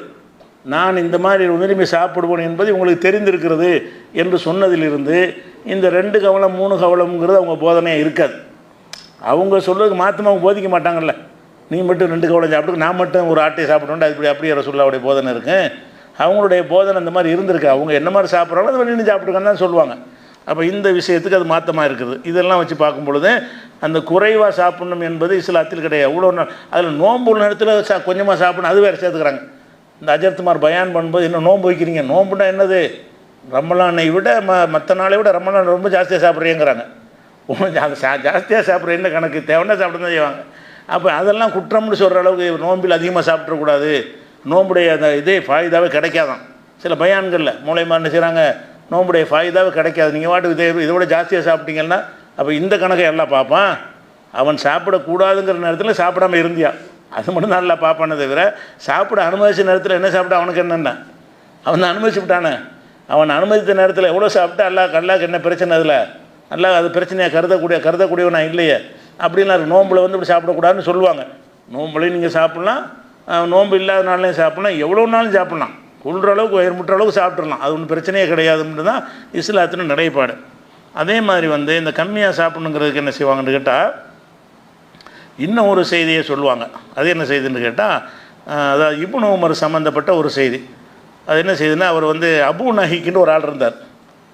அபு நஹிக்கின்னு ஒரு ஆள் நிறைய பயங்கரமாக சாப்பிடுவார். அப்போ என்ன செய்கிறாருன்னு கேட்டால், இப்னு உமர் எப்போவும் என்ன செய்வார்னு கேட்டால், அவர் சாப்பிடும்போது யாராவது மிஸ்கினை கூட்டிகிட்டு வாப்பான்னு பாரான். அவர் தனியாக சாப்பிட மாட்டாரான். டெய்லி விருந்து கொடுக்குறது இப்னு உமருடைய வேலை. சாப்பாடு வச்சுட்டாங்கன்னா யாராவது ஏழை வளர்ந்து ஒரு ஆளை கூட்டிகிட்டு வா, ஒரு ஏழைக்கு நான் உணவளிச்சுட்டு அவரோட சேர்ந்து தான் சாப்பிடுவேன் அப்படின்ட்டு ஒரு பாலிசி அவர் எடுத்திருக்கார். அப்போ கூட்டிகிட்டு வர சொன்னவொன்னே என்ன செய்கிறாருன்னா, ஒரு ஆளை கூட்டிகிட்டு வந்தவுடனே அவர் கொஞ்சம் பயங்கரமாக சாப்பிட்டார். ஒரு ஆளை கூட்டிகிட்டு வர்றாரு, அவர் கொஞ்சம் ஜாஸ்தியாக சாப்பிட்டார். அப்போ வந்து இப்னு உமர் சொல்லுவாங்க, இனிமேல் இந்த மாதிரி ஆளெலாம் கூட்டிகிட்டு வராது, ரொம்ப திங்கிற ஆளை கூப்பிட்டு வராத அப்படின்னு சொல்லுவாங்க. சொல்லிவிட்டு அவர் சொல்லுவார், ஏனென்றால் ரசூலுல்லாஹ் சொல்லியிருக்கிறாங்க, ஒரு மூமின் வந்து ஒரு குடலுக்கு சாப்பிடுவான், காஃபிர் வந்து 7 குடலுக்கு சாப்பிடுவான். அப்போ இந்த ஆள் திங்கிறத பார்த்தா ஒரு மூமின் சாப்பாடு அளவு தாண்டி இருக்குது, அளவு மெஷர்மெண்ட் பண்ணுறாரு சாப்பாட்டை. விருந்தையும் கொடுத்துவிட்டு ஒரு மூமின் என்ன செய்வான், ஒரு மூமின் ஒரு குடலுக்கு சாப்பிடும், கொஞ்சம் சாப்பிட்டா அவனுக்கு போதுமா. ஒரு காஃபிராக இருந்தால் அது மாதிரி 7 மடங்கு திம்மா, வயிறு பெருசு அப்படின்னு ரசூலுல்லாஹ் சொன்னாங்கன்ற ஒரு காரணத்தையும் சொல்லி, அதனால் இனிமேல் கூட்டிகிட்டு வர்றாருன்னு அந்த மாதிரி சாலை கூப்பிட்டு வந்துடாது. இவர் வந்து காஃபிராக இருக்காருன்னு அந்த அதான் அர்த்தம். இவர் நிறைய சாப்பிட்ற வச்சு இவர் காஃபிர் என்ன செய்கிறாரு, முடிவு கட்டினாருங்கிற மாதிரியான ஒரு செய்தி புகாரியில் 5393, 5394, 5396, 5397 புகாரியில் இது இவ்வளோ இடத்துல வந்துடுதா. அதுலேயே புகாரில் இன்னொரு இடத்துல வருது, இதே விஷயத்துக்கு கூடுதல் விஷயம் வருது. இவருக்கு அந்த ஹதீஸில் கவுண்டர் கொடுக்கக்கூடிய விஷயம் வருது. என்ன வருதுன்னு கேட்டால், அபு நஹிக்குன்னு அந்த ஆள் பேர், முதல்ல சொன்ன ஒரு ஆள், அந்த ஆளுக்கு பேரோடு இங்கே வருது. அவர் அதிகமாக சாப்பிட்டாருன்னு சொல்கிறோம்ல, அவர் யாருன்னு கேட்டால் அவருடைய பேர் வந்து அபு நஹிக்கு, ரொம்ப சாப்பிடுவார். அப்போ அவரை பற்றி தான் இப்போ ஒரு இந்த மாதிரி சொன்னாங்க, இந்த ஆள் ரொம்ப சாப்பிட்றாரு, 7 குடலுக்கு சாப்பிட்றாலாம் காஃபிருன்னு சொல்லிட்டாரு. அப்போ அந்த அவர் கேட்டு அவர் வச்சுக்கிட்டு பேசிட்டு இருப்பாங்க, சாப்பிடும் கூட்டுப்பிட்டு வந்து அவருக்கு விளங்குற மாதிரியும் பேசியிருக்காரு. இதில் இப்படி புண்படுத்துறதே இது செய்யாது, அல்லாஹ்வால் கண்டிக்கப்பட்ட ஒரு விஷயம். சாப்பாடையும் கொடுத்து விட்டு ரொம்ப திங்கிறானா எப்படி இருக்கும் சாப்பாடு, அது மனசில் நினச்சா கூட அவர் போன பிறகு நீங்கள் பேசிக்கிறீங்களே தவிர அவர்கிட்டயே பேசுவீங்க, அவர்கிட்ட பேசியிருக்காரு இவர். இதை கேட்டு அவர் என்ன சொல்கிறாருன்னு கேட்டால், ஆனால் ஊமீனு பில்லாய் ஒரு சொல்லே, நான் மூமீனு இப்போ என்னை போய் காஃபிருங்கிற, நான் எப்படி அப்போ அந்த அதிசயம் அவர் சொன்னதே பொய் மாதிரி ஆகுது பாருங்கள். நான் 7 குடலுக்கு திங்கிறேங்கிறேன், நான் தான் மூமினாவில் இருந்தேன், மூமினாக இருந்து 7 குடலுக்கு தின்றுருக்கிறேனே, அப்படி தான் அர்த்தமாகுது. அப்போ 7 குடலுக்கு திங்கிறத வச்சுலாம் என்ன செய்ய முடியாது, நீ காஃபிர் தீர்மானம் பண்ணாதப்பா, நான் மூமினு, நான் அல்லாஹ் ரசூலை நம்பின ஒரு ஆள், நான் என்னை பற்றி நீ இப்படி இதை சொல்ல போச்சு அப்படின்னு ஒரு மறுத்தார் என்று புகாரில் 5395 ஹதீஸில் அதை கவுண்டரும் கொடுத்துறாரு. அவர் காஃபிராக இருக்கனால ரொம்ப சாப்பிட்றாரு நினைக்கிறார், ரொம்ப சாப்பிட்றத வச்சு அவர் காஃபிர் நினைக்கிறார். இவர் என்ன செய்கிறார், ஓய் நான் மூமினியா, அப்போ மூமினும் ரொம்ப சாப்பிடணும் வழங்குதுல, மூமினாக இருந்தும் கூட இவர் ரொம்ப சாப்பிட்றாங்க அளவுக்கு சாப்பிடான்னு வழங்குது. அப்போ இப்னு உமர் சொன்னதுக்கு இந்த ஹதீஸில் கவுண்டர் கொடுத்துட்றாரு அவர். அப்படி ஒரு விஷயம் இருக்குது. அதே மாதிரி வந்து இதில் நிலவாகுதுன்றா நிறைய சாப்பிடக்கூடாது. நிறைய சாப்பிடணும் இப்னு உமர் தானே சொல்லியிருக்கிறாரு, இப்னு உமர் தான் சொல்லியிருக்காரு, அவரே பதிலும் சொல்லிட்டார். அதனால் நிறைய சாப்பிட்றதுக்கு எந்த ஒரு தடையும் கிடையாது. எவ்வளோ நாள் என்ன செய்யலாம், சாப்பிட்லாம். அந்த 3ல் ஒரு பகுதி 4ல் ஒரு பகுதிங்கிற கணக்கெல்லாம் கிடையாது. ஹலாலாக இருக்கணும், அவ்வளோதான். ஹலாலான விஷயத்த சில மருத்துவத்துக்காக வேண்டி நீங்கள் சாப்பிடாமல் இருக்கலாம். மருத்துவர்கள் என்ன செய்வாங்க, சுகர் மாதிரி நோயாளிகளாக இருந்தாங்கன்னா நீங்கள் மொத்தமாக சாப்பிட்டானா அந்த சுகர் அதிகமாகிடும், பிரித்து சாப்பிடுங்க, 2 மணி நேரத்துக்கு உட்காந்து சாப்பிடுங்க, கொஞ்சம் கொஞ்சம் சாப்பிடுங்க, 5 இட்லி சாப்பிட்றதுக்கு பதிலாக 1.5 இட்லி அப்படி சாப்பிடுங்கன்னு அது டாக்டர்கள் சொல்லுவாங்க. அது மருத்துவ நோக்கம் வந்துச்சுன்னா அது வேறு விஷயம். அது வந்து நோயை நம்மளை காப்பாற்றினா அது நம்ம உடலை காத்துக்கொள்வதற்காக வேண்டி அதற்கு வழி என்ன வழின்னு அது படித்தவங்க சொல்கிறாங்களோ அதை ஏற்றுக்கிறணும். இப்போ மருத்துவ ரீதியாக உங்களுக்கு கம்மியாக சாப்பிடுங்கன்னு சிலருக்கு சொல்லப்பட்டார். அதெல்லாம் வந்து 50க்கு மேலே உள்ள ஆளுக்கு சொல்லுவாங்க, 50 வயசு தாண்டின ஆளுக்குன்னு சொல்லுவாங்களே தவிர அது கீழே உள்ள ஆளுக்கெல்லாம் சாப்பாட்டை குறைக்கும்படி என்ன செய்ய மாட்டாங்க, பொதுவாக சொல்ல மாட்டாங்க. அதிகமாக அந்த மாதிரி கரெக்டாக எல்லாம் செமிக்கக்கூடிய ஆளாக தான் இருப்பாங்க. அப்போ அந்த ஒரு காரணத்துக்காக நீங்கள் கம்மியாக சாப்பிடலாமே தவிர மற்றபடி உங்களுக்கு நல்லா ஜீரணமாகும்னா எடுக்கும்னா என்ன செய்யுங்க, வண்டி இழுக்கும்னா இழுத்துற வண்டி தான், அது கணக்கு பண்ண தேவையே கிடையாது. அது ஒரு விஷயத்தை உடைக்கணும். அடுத்த விஷயம் என்னென்னு கேட்டால் உணவு விஷயத்தில் இது ஒரு டாப்பிக்கு. அடுத்த ஒரு டாபிக் என்னென்னு கேட்டால் இந்த சாப்பிட்றது வந்து என்ன மாதிரி சாப்பிட்றது, நின்றுக்கிட்டு சாப்பிட்லாமா, உட்காந்துக்கிட்டு சாப்பிட்லாமா, டேபிளில் போட்டு டைனிங் டேபிளில் சாப்பிட்லாமா, சேரில் உட்காந்துட்டு சாப்பிட்லாமா, படுத்துக்கிட்டு கூட சிலர் சாப்பிடுவோம்ல. இந்த கொறிக்கிற சாமானாக தான் என்ன செய்வாங்க, படுத்துக்கிட்டு கூட சோறு திங்க மாட்டாங்க, அதுவும் திங்கிறது தானே, ஏதாவது சாப்பிடுவோமா. கொறிக்கிற சாமான்களாக இருந்தால் படுத்துக்கிட்டு கூட சாப்பிடுவோம். அப்போ இதில் எதுக்காக தடை இருக்குதா, அல்ல என்ன மாதிரி வேண்டாலும் சாப்பிட்லாமா. அதே மாதிரி உட்கார்றதுல கூட பல விதங்கள் இருக்குது. உட்கார்றதுல கூட என்ன செய்யணும், இந்த மாதிரி தான் உட்காரணும், சம்மணம் போட்டு உட்காரக்கூடாது, அந்த மாதிரியான நம்பிக்கை வந்து மக்கள்கிட்ட இருக்குது. குறிப்பாக தப்லீகில் இருக்குது.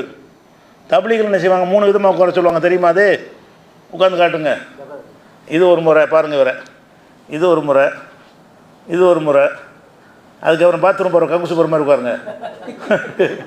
இப்படி 3 விதமாக தான் உட்காரணுங்கிறாங்க. தப்லீகில் போனீங்கன்னா, நாங்களாம் தப்லீகில் போயிருக்கிறோம், சாப்பிடும்போது இப்படி தான் உட்காரணும். ஒன்று மண்டி போட்டு உட்காரணும், இல்லைன்னா அந்த பாத்ரூம் போகிற மாதிரி டைப்பில் உட்காரணும், இல்லைன்னு சொன்னால் ஒரு காலை மடித்து போட்டு ஒரு காலை போய் நெட்டிக்கிட்டு சாப்பிடணும்.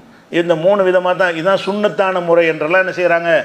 இதெல்லாம் சரியாக மார்க்கத்தில் உள்ளது தானா, அல்லது நம்ம வந்து சம்மணம் போட்டு சாப்பிட்றோம், அது அந்த இதுக்கு மாற்றமாக இருக்கிறது.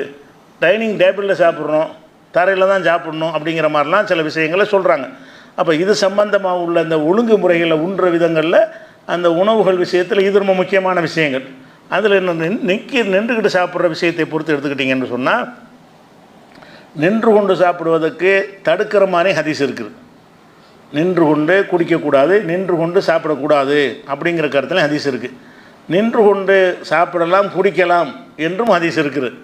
அது எப்படிலாம் இருக்குன்னு கேட்டால், அனஸ் அறிவிக்கிறாங்க, ஜஜர அனி சுருவி காயிமன், ரசூல் ஸல்லல்லாஹு அலைஹி வஸல்லம் அவர்கள் நின்று கொண்டே அருந்துவதை தடுத்தார்கள், நின்று கொண்டே அருந்துவதை தடுத்தார்கள் ஹதீஸ் முஸ்லீமில் இருக்குது.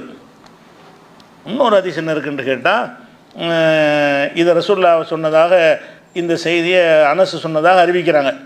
அப்போ அனஸ்கிட்ட கேட்குறாங்க, அப்போ நின்று கொண்டு குடிக்கக்கூடாதுன்னு நீங்கள் சொல்கிறீங்களே, நின்று கொண்டு சாப்பிட்லாமான்னு கேட்குறாரு. அவர் அனஸ் அறிவிக்கிறாரு, நின்று கொண்டு குடிப்பதை ரசூலுல்லாஹ் தடுத்தார்களுங்கிறார். அந்த கத்தாதாங்கிறவர் அனஸில் கேட்குறாரு, அப்போ நின்று கொண்டு சாப்பிட்றத பற்றி என்ன நினைக்கிறீங்க, அதை பற்றி சொல்ல மாட்டேங்கிறேன்னொன்னே, அப்போ தாக்கு அஷர் வாகுபது, அது மகா கெட்டதாச்சே, இதே கூடாதுன்னு அது எப்படி கூடும் அப்படிங்கிறார். இது அவர் கருத்தானா. ரசூலுல்லாஹ் சொன்னது நின்று கொண்டு குடிக்காதீங்கன்னு சொல்லிட்டாங்க. ஒரு சஹாபிட்ட ஒரு தாபியை வந்து கேள்வி கேட்குறாரு, நின்று கொண்டு குடிக்கக்கூடாது நீங்களா, அப்போ நின்று கொண்டு சாப்பிட்றத பற்றி என்ன நினைக்கிறீங்கன்னு கேட்குறாரு. அப்போ சாப்பிட்றத பற்றி சொன்ன கருத்து இவருடைய கருத்து. ஏன்னா இவர் சொன்னார்னு அதில் வருது. இவர் என்ன சொன்னார்னு கேட்டால், தாக்கு அஷர்ரு அவஹபத்து, இது மகா கெட்டது, சாப்பிட்றது மகா கெட்டது, குடிக்கிறதே பெரிய விஷயம்னா சாப்பிட்றது அதை விட பெரிய விஷயம், கூடவே கூடாதுங்கிறார். அப்போ நின்று கொண்டு சாப்பிடுதல் வந்து கூடாது என்று தடை இருக்குது. இந்த 2 ஹதீஸும் சரியான ஹதீஸ் தான். இன்னொரு ஹதீஸ் இருக்குது, இது முஸ்லீமில் வருது, ஆனால் இது வந்து ஏகமானதாக இது பலவீனம். முஸ்லீமில் வந்தாலும் அறிவிப்பாளரில் பலவீனமானது முஸ்லீமில் இருக்கும். அவங்க எல்லா ஹதீஸில் உள்ளவங்களும் எல்லாருமே ஏற்றுக்கொண்ட ஒரு செய்தி. பலவீனமானது என்னென்னு கேட்டால், நீங்கள் யார் நின்று கொண்டு குடிக்காதீங்க, அப்படி குடிச்சிட்டிங்கன்னா வாந்தி எடுத்துருங்க அப்படி ஒரு ஹதீஸ். நின்று கொண்டு குடிக்கக்கூடாது. நின்று குடிச்சிட்டு யாவும் வந்துச்சுன்னு செய்யுங்க, விரலை விட்டு தோண்டி போட்டு அந்த தண்ணியை வெளியேற்றிருங்கிறாங்க. அப்போ லா யஷ்ரபன் அஹதும் மின்கும் காயிமன், உங்களில் யாரும் நின்று கொண்டு குடிக்கக்கூடாது. ஃபமன் நசிய பொல்லியஸ்தகி, யார் வந்து மறந்து விட்டாரோ அவர் வாந்தி எடுத்து விடட்டும்ங்கிறாங்க. இந்த ஹதீஸ் முஸ்லீமில் வருது. இது சரியான ஹதீஸ் இல்லை. ஏன் சரியா இல்லைன்னா, உமர் இப்னு ஹம்சான் ஒரு ஆள் இருக்கிறாரு, இவர் நம்பகமான அறிவிப்பாளர் கிடையாது, இவர் நம்பகமானவர்னு முஸ்லீம் தப்பாக நினச்சிருக்கார். எல்லா அறிஞர்களும் இவர் ஏன் இதில் கொண்டு வந்தார், முஸ்லீம் சரியான ஹதீஸ் சொல்லக்கூடிய ஒரு ஆள் இவருடைய ஹதீஸை ஏன் கொண்டு வந்தாருன்னெலாம் நினச்சிருக்காங்க, கேள்வி எழுப்புற ஒரு ஆள். இது பலவீனம் இல்லைன்னு யாரும் சொல்ல மாட்டாங்க. முஸ்லீமில் தான் வந்திருக்குது. முஸ்லீமில் வந்து நின்று கொண்டு குடிப்பதை தடுத்தார்கள்னு வரக்கூடிய செய்தி கரெக்டு. நின்று குடித்து விட்டால் வாந்தி எடுன்னு சொல்லக்கூடியது சரியில்லை. அவ்வளோ கடுமையாக சொல்லாது, குடிக்காதுன்னு தடுத்தாங்கன்னு வருது. அது ஒரு விஷயமாச்சா? சரி. அப்போனா நின்று கொண்டு குடிக்கக்கூடாது. இப்போ குடிக்கக்கூடாது மட்டும்தான் வருது, பருகிறது வரல. பருகிறது இவர் தான் சொல்கிறார், குடிக்கிறது தான் ஹதீஸில் வருது. கேட்கும்போது சாப்பிட்ற அதை விட பெரிய விஷயம் தானே அப்படின்னு அனசு சொன்னார்னு வருது. சரி. அப்போ நின்று கொண்டு குடிக்கக்கூடாதுன்னு சொல்லிருச்சா? குடிக்கலாமான்னு பார்த்தீங்கன்னா, குடித்ததுக்கு வந்து நிறைய ஆதாரம் இருக்குது. அது ரெண்டையும் இணைச்சி நம்ம ஒரு முடிவுக்கு வரலாம். அப்படி வரும்போது அலி ரலியல்லாஹுடைய அவர் ஆட்சிக்காரர், அவர் ஹலீஃபாவாக இருக்கிறாரு கூஃபாவில் தலைநகர் அவருக்கு. கூஃபாவில் இருக்கும்போது என்ன செய்கிறாருன்னா, அந்த அந்த அவருடைய அரங்கம் இருக்கணும், அரசு தர்பார்லாம் நடத்துவாங்கள்ல, அந்த வாசலில் வந்து நிற்கிறார். நின்றுட்டு என்ன செய்கிறாருன்னா, மக்கள்லாம் பார்க்குற விதமாக நின்றுக்கிட்டு தண்ணியை குடிக்கிறார். அலி என்ன செய்கிறாரு, எல்லோரும் பார்க்குற விதமாக வெளியில் வந்து நின்று எல்லோரும் பார்க்கட்டுமேன்னு அதை தண்ணியை குடிக்கிறார். குடிக்கிறது மட்டும் இல்லாமல் என்ன செய்கிறாருன்னா, ஃபகால அலி சொல்கிறாரு, இன்ன நாசன் எக்கரவு அகதுகும் எசரப ஓவ காயுமுன், நின்று கொண்டு தண்ணீரை குடிப்பதை சில மக்கள் வெறுக்கத்தக்கது என்று சொல்கிறார்கள். அவர் சொல்கிறார், நான் வேணும்னு தான் குடித்தேன், நீங்கள் நின்று கொண்டு குடிக்கிற தப்பு நிறைய பேர் நினச்சிக்கிட்டு இருக்கிறீங்க அப்படின்னு சொல்லிட்டு நின்று கொண்டு குடிக்கிறார். ஏனென்று கேட்டால், இன்னி ராய்த்து நபியை ஸல்லல்லாஹு அலைஹி வஸல்லம் ஃபால கமா ராய்த்து முனி ஃபால்த்து, நான் எப்படி குடித்ததா நீங்கள் பார்த்தீங்களோ இதே மாதிரி ரசூல் ஸல்லல்லாஹு அலைஹி வஸல்லம் குடித்தா நான் பார்த்துருக்குறேன். நான் எப்படி நீங்கள் எல்லாம் பார்க்குற விதமாக நின்று கொண்டு குடித்தேனோ இதே மாதிரி ரசூல் ஸல்லல்லாஹு அலைஹி வஸல்லம் அவர்கள் மக்கள்லாம் பார்க்குற விதமாக நின்று கொண்டு தண்ணீர் குடித்ததை நான் பார்த்துருக்கிறேன். அதனால் வந்து தப்பாக நீங்கள் வெறுக்கத்தக்க நீங்கள் தவறாக நினச்சிக்கிட்டு இருக்கிறீங்க, மக்கள் நினைக்கிற தப்புங்கிறார். இது புகாரில் 5615 முஸ்லீமில் வரக்கூடிய ஹதீஸு தடுத்தார்கள்னு வந்துடுது. புகாரில் வரக்கூடிய ஹதீஸ் வந்து குடித்தார், ரசூல்லா குடித்தாங்கன்னு வருது. அலி செஞ்ச செயல் நம்ம ஆதாரமாகாது. அவர் எதை காட்டுறாரு, ரசூல்லா இது மாதிரி குடித்ததை நான் நின்று கொண்டு குடித்ததை நான் பார்த்துருக்கிறேன் அப்படின்னு சொல்கிறார். அதே மாதிரி வந்து புகாரில் 5616 ஹதீஸில் அது என்ன வருதுன்னு கேட்டால், அலி ரலியல்லாஹு அன்ஹு அவர்கள் வந்து லுஹர் தொழுதார்கள். அந்த கூஃபாவில் இருக்கும்போது தான், ஜனாதிபதியாக இருக்கும்போது தான் லுஹர் தொழுதார்கள். லுஹர் தொழுது விட்டு மக்களுடைய குறைகளை கேட்பதற்காக வேண்டி அந்த சபையில் உட்காந்து குறை சொல்கிறவங்க டைம் ஒதுக்கியிருப்பாங்க போல இருக்குது. லுஹர் தொழுகை முடிஞ்சோன்னு மக்கள்லாம் அவங்களுடைய குறைகளை பற்றி சொல்ல ஆரம்பிக்கிறாங்க. பேசி அதை கேட்டுக்கிட்டு இருக்கும்போது என்ன ஆச்சுன்னா, அசர் தொழுகை டைம் வந்துருச்சு. லுஹர் தொழுதுட்டார். லுஹர் தொழுதுட்டு மக்களுடைய குறை கேட்கிறாரு. அசர் தொழுகை நேரம் வந்துருச்சு. அசர் தொழுகை வந்தவுடனே இவர் ஒழு செய்யணுமில்லை, அதுக்காக என்ன செய்கிறாங்கன்னு கேட்டால், சும்மா உத்திய பிமாயின், பிறகு தண்ணீர் அவர் கொண்டு வரப்படுது. கொண்டு வந்தோன்னே இப்போ ஷரிப தண்ணீரை குடித்தார். அது உட்காந்து தான் குடித்தார். கசல வஜுஹு எதேஹி, அவர் முகத்தை கையெல்லாம் உழு செஞ்சாருங்கிறது அப்படி வருது. உழு செஞ்சார்னு சொல்லாமல் கையை கழுவினார், முகத்தை கழுவினார், ரகசு காலை கழுவினார், 2 கால்களையும் கழுவினார், தலைக்கு மசூஜ் செஞ்சார்னு வருது. உழு செஞ்சார்னு சொல்லாமல் அந்த காரியங்களை சொல்லி எல்லாம் செஞ்சு முடிச்சுட்டார். தண்ணி வருது, தண்ணியை குடிச்சு விட்டார். குடிச்சுட்டு என்ன செய்கிறாருன்னா, கையை கழுவி, முகத்தை கழுவி, காலை கழுவி, மசாலாம் செஞ்சு அதை உழு செஞ்சு முடிக்கிறார். உழு செஞ்சு முடித்த உடனே சும்மா காம, பிறகு எழுந்தார். எழுந்து இப்போ ஷரிப ஃபதுலஹு, தண்ணி யூஸ் பண்ணுற மிச்சம் இருக்கும்ல அந்த தண்ணியை குடிக்கிறார். ஓஹோ காயுமுன், நின்றுக்கிட்டே குடிக்கிறார். முதல்ல ஒரு தண்ணி வந்தோன்னு குடிச்சு விட்டார், அது உட்காந்து குடிச்சிட்டார். இப்போ ஒழு செஞ்சு முடித்தவுடனே கொஞ்சம் தண்ணி மிச்சமாக இருக்குது, அதை என்ன செய்வோம் குடிப்போம் வேண்டு நின்ற நிலையில் அந்த தண்ணீர் நினைஞ்சார், குடித்தார். குடிச்சிட்டு சொன்னார். இதுவும் புகாரில் 5616 ஹதீஸில் வருகிறது. குடிச்சிட்டு அவர் சொல்லுகிறாரு, இன்ன நாசன் எக்கரஹூன சுர்ப காய்மன், சில மக்கள் வந்து நின்று குடிப்பதை வெறுக்கத்தக்கதாக தப்பாக நினைக்கிறார்கள். இன்ன நபியை ஸல்லல்லாஹு அலைஹி வஸல்லம் சனா மிஸலமா சனாத்து, நபி ஸல்லல்லாஹு அலைஹி வஸல்லம் அவர்கள் நான் செஞ்ச மாதிரி செஞ்சுருக்கிறாங்க. உழு செஞ்சுட்டு அவருக்கு அவர் குடிச்சிருக்காங்க. ரசூல் ஸல்லல்லாஹு அலைஹி வஸல்லம் பொதுவாக அவருக்காகவும் பார்த்துருக்கிறாரு. உழு செஞ்சு முடிச்சுட்டு குடிச்சார்ல, இந்த மாதிரி ஒருக்காகவும் பார்த்துருக்கிறார். இப்போ நான் செஞ்ச மாதிரியே முதல்ல தண்ணியை குடிச்சு விட்டு அப்புறம் உழு செஞ்சுட்டு அப்புறம் மிச்சம் உள்ள தண்ணியை வந்து நின்று நிலையில் ரசூலுல்லாஹ் வந்து குடித்தாங்கன்னு நான் பார்த்துட்டு, நான் என்ன மாதிரி செஞ்சேனோ அதே மாதிரி ரசூல்லா செய்ய நான் பார்த்துருக்கிறேன் அப்படின்னு வேற சொல்கிறார். அப்போ நபிகள் நாயகம் ஸல்லல்லாஹு அலைஹி வஸல்லம் உன்னை தடுத்திருக்கிறாங்க, அவங்க செஞ்சுருக்கிறாங்க. தடுத்த காரியத்தை நின்று கொண்டு தண்ணீர் அருந்துவதை தடுத்தார்கள், அவர்களே தண்ணீர் இணைஞ்சிருக்கிறாங்க, குடிச்சிருக்கிறாங்கன்னு வருது. அதே மாதிரி வந்து புகாரில் 5000 வரிசையாக வரக்கூடிய 5615, 16, 17 வரிசையாக தான் இந்த குடிக்கிற ஹதீஸ்லாம் புகாரில் வரும். 5617 ஹதீஸில் என்ன வருதுன்னு கேட்டால், இப்போ நம்ம அறிவிக்கிறார் ரசூல் ஸல்லல்லாஹு அலைஹி வஸல்லம் அவர்கள் ஜம்சம் தண்ணீரை வந்து ஷரிபன் நபி ஸல்லல்லாஹு அலைஹி வஸல்லம் காயிமன் மின் ஜம்சம, ஜம்சம் தண்ணீரை நின்ற மேனிக்கு ரசூல்லா குடித்தார்கள். ஜம்சம் தண்ணி குடித்தாங்க, அது குடிக்குமே நினைஞ்சாங்க, நின்று கொண்டு தான் குடித்தார்கள் அப்படின்ட்டு ஹதீஸ் வருது. இதுக்கு மட்டும் என்ன செய்வாங்கன்னா மார்க் அறிஞர்களில் சில பேர் ஜம்சம் தண்ணி நின்று தான் குடிக்கணும், ஜம்சம் தண்ணியை நின்று குடிக்கணும் ரசூல்லா சொல்லலை, இந்த செயல் தான் இது. ரசூல்லா சொன்னாங்கன்னா சுன்னத்தாயிரும். ஜம்சம் தண்ணியை நின்று கொண்டு தான் குடிக்கணும்னு சொல்லலை. அவங்க எந்த தண்ணியை குடித்தாலும் நின்று கொண்டு குடிச்சிருக்கிறாங்க, அவ்வளோதான் டாப்பிக்கு. ஜம்சம் தண்ணியை குடிக்கிறதுக்காகத்தான் நின்றார்கள் என்று என்ன செய்யலை, அது சொல்லலை. அந்த ஜம்சம் தண்ணிக்கிட்ட வந்து அன்றைக்கு இருந்த அந்த ஹதீஸ்லேருந்து பார்க்கும்போது அன்றைக்கு இருந்த நிலைமையில் வந்து உட்காந்து குடிக்க இயலாது. இந்த தண்ணி விநியோகம் நசன்னு இருக்கும். இப்போ எல்லாம் வந்து பைப்பு திறந்தோன்னு வர்ற மாதிரி ஆக்கிட்டாங்க. அந்த காலத்தில் தண்ணி இறக்கிவாங்க, இறைச்சி இடம் பூரா ஒரு கிணத்துக்கிட்ட எப்படி இருக்கும், ஒரு கிணத்துக்கிட்ட தண்ணி இறைச்சிக்கிட்டே இருந்தாங்கன்னா அது கிணத்தை சுற்றி உள்ள இடங்கள்லாம் எப்படி இருக்கும், ஒரு ஈரமாக இருக்காங்க, உட்காரக்கு முடியாது, உட்கார வாய்ப்பு இருக்காது. அப்போ வர்றவங்களாம் நின்று தான் குடிச்சிட்டு போயிட்டுருப்பாங்க. அப்போ ஜம்சம் தண்ணிகிட்ட குடிச்சா உட்காருவதற்கு வாய்ப்பு இல்லைன்னு தான் குடிச்சிருப்பாங்களே தவிர, அல்லது வேணும்னு குடிச்சிருப்பாங்க, குடிக்கலான்னு காட்டுவதற்கு குடிச்சிருப்பாங்க. அது ஜம்சமுக்குரிய சட்டம்னு நம்ம எடுக்க இயலாது. அப்படி எடுத்தாலும் மற்ற ஹதீஸுகளில் மற்ற தண்ணியும் குடிச்சிருக்காங்கன்னு வருது. அதனால் நின்று கொண்டு குடித்தல்ங்கிறது என்ன இல்லை, தப்பானது இல்லை என்பதை இந்த ஹதீஸ்லேருந்து வழங்கிடணும். அதே மாதிரி வந்து திருமதியில் ஒரு ஹதீஸ் வருது, இப்னு உமர் அறிவிக்கிறாங்க, குன்னா நகுலு அலா அஹதி ரசூலுல்லாஹி ஸல்லல்லாஹு அலைஹி வஸல்லம் ஒ நஹனு நம்ஷி ஓ நஷரபு ஒ நஹனு கியாமுன்.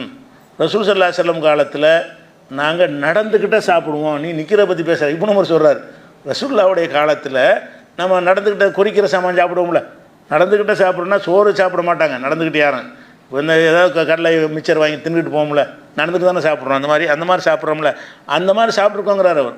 பேரிச்சை மரத்தை எடுத்து ஒன்றா தின்னுட்டு போவாங்க போல இருக்குது. அப்போ சொல்கிறாரு, குன்னான கூலால் அகதி ரசூலுல்லாஹி ஸல்லல்லாஹு அலைஹி வஸல்லம் ஓ நஹனு நம்ஷி, நாங்கள் நடந்த மேனிக்கு வந்து என்ன செய்வோம், ரசூலுல்லாஹ்வுடைய காலத்தில் நாங்கள் சாப்பிடுவோம். ஓ நஷரபு ஓ நஹனு கியாமுன், நின்ற மேனிக்கு நாங்கள் குடிக்கவும் செய்வோம். குடிக்கிறதுக்கு நடந்துட்டு குடிக்க முடியாது, சேதனம் உள்ள ஒழுங்காக இறங்காது, அதுக்கு நின்றுக்குவாங்க போல இருக்குது. நாங்கள் நின்ற நிலையில் வந்து தண்ணீர் குடிப்போம், நடக்கும் நிலையில் சாப்பிடுவோம். ரசூல்லா காலத்தில் நடந்ததுன்னா ரசூல்லாவுக்கு தெரிஞ்சுன்னு அர்த்தம். ரசூல்லா காலத்திலே நாங்கள் ரசூல்லாவுடைய காலத்தில் இப்படி செஞ்சு கொண்டு இருந்தோம்னு சொன்னால் ஏதோ ஒரே ஒரு ஆள் செஞ்சார்னு அர்த்தமாக, நாங்கள் செஞ்சோன்னா பரவலாக மக்கள்கிட்ட பழக்கமாக இருந்தால் அப்படி சொல்லுவாங்க. நாங்கள் செய்து கொண்டு இருந்தோம்னு ஒரே ஒரு ஆள் இவர் மட்டும் செஞ்சுருந்தாருன்னு அப்படி சொல்ல மாட்டார், நான் ஒருக்கு அந்த மாதிரி செஞ்சேன்னு சொல்லுவார். நாங்கள் ரசூல்லாவுடைய காலத்தில் செஞ்சோம்னு சொல்வதாக இருந்தால் பரவலாக நிறைய மக்கள் அப்படி செஞ்சுருக்கிறாங்க. பரவலாக செஞ்சுருக்கும்போது ரசூல்லா கவனத்துக்கு வராமல் இருக்காது, வஹி மூலமாக அதில் காட்டி கொடுத்துருவான். தப்பான விஷயத்தை மக்கள் செய்கிறாங்கன்னா அது தவறுன்ற அதை சுட்டி காட்டுறது அல்லாஹ்வுடைய பொறுப்பாயிரும். அது வஹி மூலம் வந்திருக்கும், அப்போ தவறுன்னு சுட்டி காட்டுற ரசூல்லாவும் சுட்டி காட்டல, வஹியும் வரல. அப்போ ரசூல்லாவுடைய காலத்தில் வந்து நாங்கள் நின்றுக்கிட்டே நடந்துக்கிட்டே சாப்பிடுவோம், நின்றுக்கிட்டே குடிப்போம் என்கிற ஒரு செய்தி திருமதியில் வருகிறது. இது திருமதியில் மாத்திரமில்லை, இப்னு மாஜாவில், முஸ்னத் அஹமதில், இப்னு ஹிப்பானில், அது மாதிரி முசன்னஃப் அப்துல் ரஸாக்கில், முஸ்னதுல் பஸாரில், இவ்வளோ நூல்லையும் வருது. இந்த ஒரு செய்தி நின்றுக்கிட்டே சாப்பிட்ற ஒரு செய்தி பல நூல்களில் வருது. எல்லாமே ஆத்தன்டிக்கான ஒரு செய்தியாக இருக்குது. அப்போ வந்து நின்று கொண்டு சாப்பிட்லான்ட்டு இதை சொல்லிட்டாங்க. அப்போ இந்த மாதிரி வரக்கூடிய நேரத்தில் வந்து இது ஒன்றுக்கு ஒன்று முரணாக இருக்கும்ல, அப்படி முரண் மாதிரி வந்துச்சின்னு சொன்னால் இது முரண் இல்லாமல் விளங்க முடியுமான்னு தான் ஃபஸ்ட்டு பார்க்கணும். முரண் இல்லாமல் விளங்க இதில் முடியும். ஏன்னு கேட்டால் ஒரு நேரத்திலேயே ரெண்டு விதமாக செஞ்சால் தான் அது முரணாகும். ஒரு நாளைக்கு நின்று ஒரு நாளைக்கு உட்காந்துஞ்சு அது முரண் கிடையாது. ரசூல்லா ஒரு நேரத்தில் வந்து அப்படி தடுத்தாங்க, ஒரு நேரத்தில் எப்படி செஞ்சுருக்கிறாங்கன்னு சொன்னால் இருவிதமாகவும் செய்யலாம்னு காட்டுவதற்கு செய்வாங்க. ரசூல் ஸல்லல்லாஹு அலைஹி வஸல்லம் அவர்கள் சில காரியங்களை இப்படியும் செய்வாங்க, அப்படியும் சில தடுத்தும் இருப்பாங்க. தடுக்கிறதுங்கிறது வந்து அவ்வளோ நல்லது இல்லைன்னு வச்சுக்கிறணும். தடையும் செஞ்சுருக்கிறாங்க, அவங்க அது மீறியும் இருக்கிறாங்க என்று சொன்னால் அப்போ மீறுவது குற்றம் இல்லை. இருந்தாலும் தடை செஞ்சுருக்கிறாங்கல்ல, அதனால் இயன்ற அளவுக்கு நம்ம நின்றுக்கிட்டு சாப்பிடுவது தவிர்க்க பார்க்கணும். அல்லது பரவாயில்ல நின்று தான் உட்காந்து நின்று குடிக்கிறது தவிர்க்க பார்க்கணும். இல்லை அது வாய்ப்பு இல்லை அப்படின்னா தெரிஞ்சுக்கலாம். ஏன் செஞ்சால் ரசூல்லா செஞ்சாங்க, ஆதாரம் இருக்குது. அப்போ ரசூல் ஸல்லல்லாஹு அலைஹி வஸல்லம் அவர்கள் மேலான காரியத்தையும் செய்வார்கள், மட்டமான காரியத்தை அனுமதிக்கப்பட்டதையும் செய்வார்கள். செஞ்சால் தான் நமக்கு சட்டம் தெரியும். நமக்கு அது கூடும்னு காட்டுவதற்காக ரசூல்லா என்ன செய்வாங்கன்னா, சில இப்போ நின்று கொண்டு சிறுநீர் கழிப்பதை ரசூல்லா தடுத்தாங்க, அவங்களே சிறுநீர் கழித்தாங்க. நின்று கொண்டு சிறுநீர் கழிக்காதீங்கன்னு தடுத்தாங்க. ஆயிஷா நாயெல்லாம் என்ன செய்கிறாங்க, அதை அறிவிக்கிறாங்க. இந்த மாதிரி நின்று கொண்டு ஒரு வெளியே போய் குப்பைமேட்டுக்கிட்ட போனார்கள், அவங்க நின்று கொண்டு சிறுநீர் கழித்தார்கள்னு ஒரு ஹதீஸ் புகாரில் வரும். இது ஆயிஷா நாயிட்ட போய் சொல்லும்போது அதெல்லாம் கிடையவே கிடையாது, அவங்க உட்கார்ந்து தான் சிறுநீர் கழிப்பாங்க, நின்று கழிச்சதில் என்ன மறுக்கலாம் செய்வாங்க.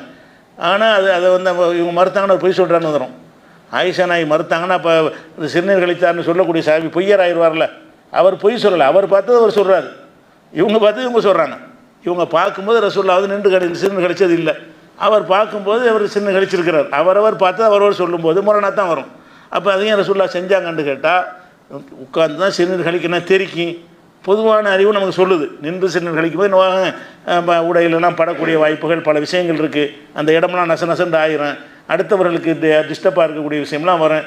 உட்கார்ந்து கழிச்சோம்னா அது அந்த தரை வந்து என்ன செய்யாது, அவ்வளோ இதாக போகாது, தெரிக்காது, ஆடைகளில் படாதுங்கிறதுனால அது நின்று கொண்டு உட்கார்ந்து கழிக்கிறது சிறந்ததுன்னு விளங்குகிறது.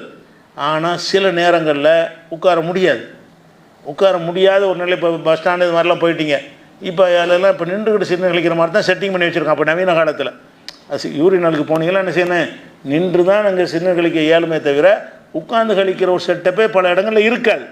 அப்போ வந்து இது மார்க்கத்தில் தடை செய்யப்பட்டதுன்னு ஒரு உறுத்தல் வரும்ல, வர வேணாம், முடியாட்டி செஞ்சுட்டு போ. முடியலைன்னா ரசூலுல்லாஹ் நின்று நமக்கு காட்டி தரணும்ல, நின்று தான் கழிக்க வேண்டும் என்கிற ஒரு நிலை வந்தால் அப்படியே செஞ்சுக்கிடலாம். முடிஞ்ச அளவுக்கு நீங்கள் நின்றுக்கிட்டு தண்ணி குடிக்காதீங்க, ஆனால் அது குற்றம் கிடையாது. அது வந்து அது சிறந்தது வந்து நின்று கொண்டு உட்கார்ந்து கொண்டு குடிக்கிறது தான் சிறந்தது. இருந்தாலும் அது குடித்தா குற்றமானா குற்றத்தை ரசூலுல்லாஹ் செய்ய மாட்டாங்கல்ல. குற்றமான ஒரு செயலை ரசூலுல்லாஹ் அலியை பின்பற்றக்கூடிய பகிரங்க மக்கள்கிட்ட அறிவிச்சு செய்வாங்களா? குற்றமானதை செய்ய மாட்டாங்க. அப்போ என்ன செய்வாங்கன்னு கேட்டால், ஒன்று மிகச்சிறந்ததாக இருக்கும், ஒன்று அனுமதிக்கப்பட்டதாக இருக்கும். மிகச்சிறந்ததையும் சில நேரத்தில் செய்வாங்க, சிறந்ததையும் சில நேரத்தில் செய்வாங்க. ரெண்டும் செய்யலான்னு நம்ம எடுத்துக்கொள்ளணும். நமக்கு அந்த சூழ்நிலையில் வந்துச்சுன்னு சொன்னால் அந்த சிறுநீர் விஷயத்தை நம்ம எப்படி புரிந்து கொள்கிறோமோ அந்த மாதிரி தான் இந்த எடுத்துக்கொள்ளணும். அதனால் இது முரணாக எடுத்துக்கிற முடியாது. அந்த நின்று கொண்டு தடுத்தார்கள்ல, அதுக்கும் ஒரு வெயிட் கொடுக்கலாம். அது முரண் நம்ம சொல்ல ஒரு நாளே ஒரு வெள்ளிக்கிழமை காலையில் 5 மணிக்கு நின்று கொண்டு சிறுநீர் கழித்தார்கள், உட்கார்ந்து கழித்தார்கள்னு சொன்னால் தான் அது முரணாகும். ஒரு குறிப்பிட்ட நாள் குறிப்பிட்ட நேரத்தை குறிப்பிட்டு இன்றைக்கி வந்து இத்தனை மணிக்கு அவர் வந்து நின்றுக்கிட்டு சாப்பிட்டாரு அப்படின்னு ஒரு மாதிரி நின்றுக்கிட்டு சாப்பிடலன்னு சொன்னால் தான் அது எப்படிப்பா ஒரு நேரத்தில் இப்படி 2 விதமாக செஞ்சுருப்பாங்கன்னா தான் முரணாக இருக்கும். 2 நேரத்தில் வந்து 2 காரியம் செஞ்சாங்கன்னா அது முரண் கிடையாது.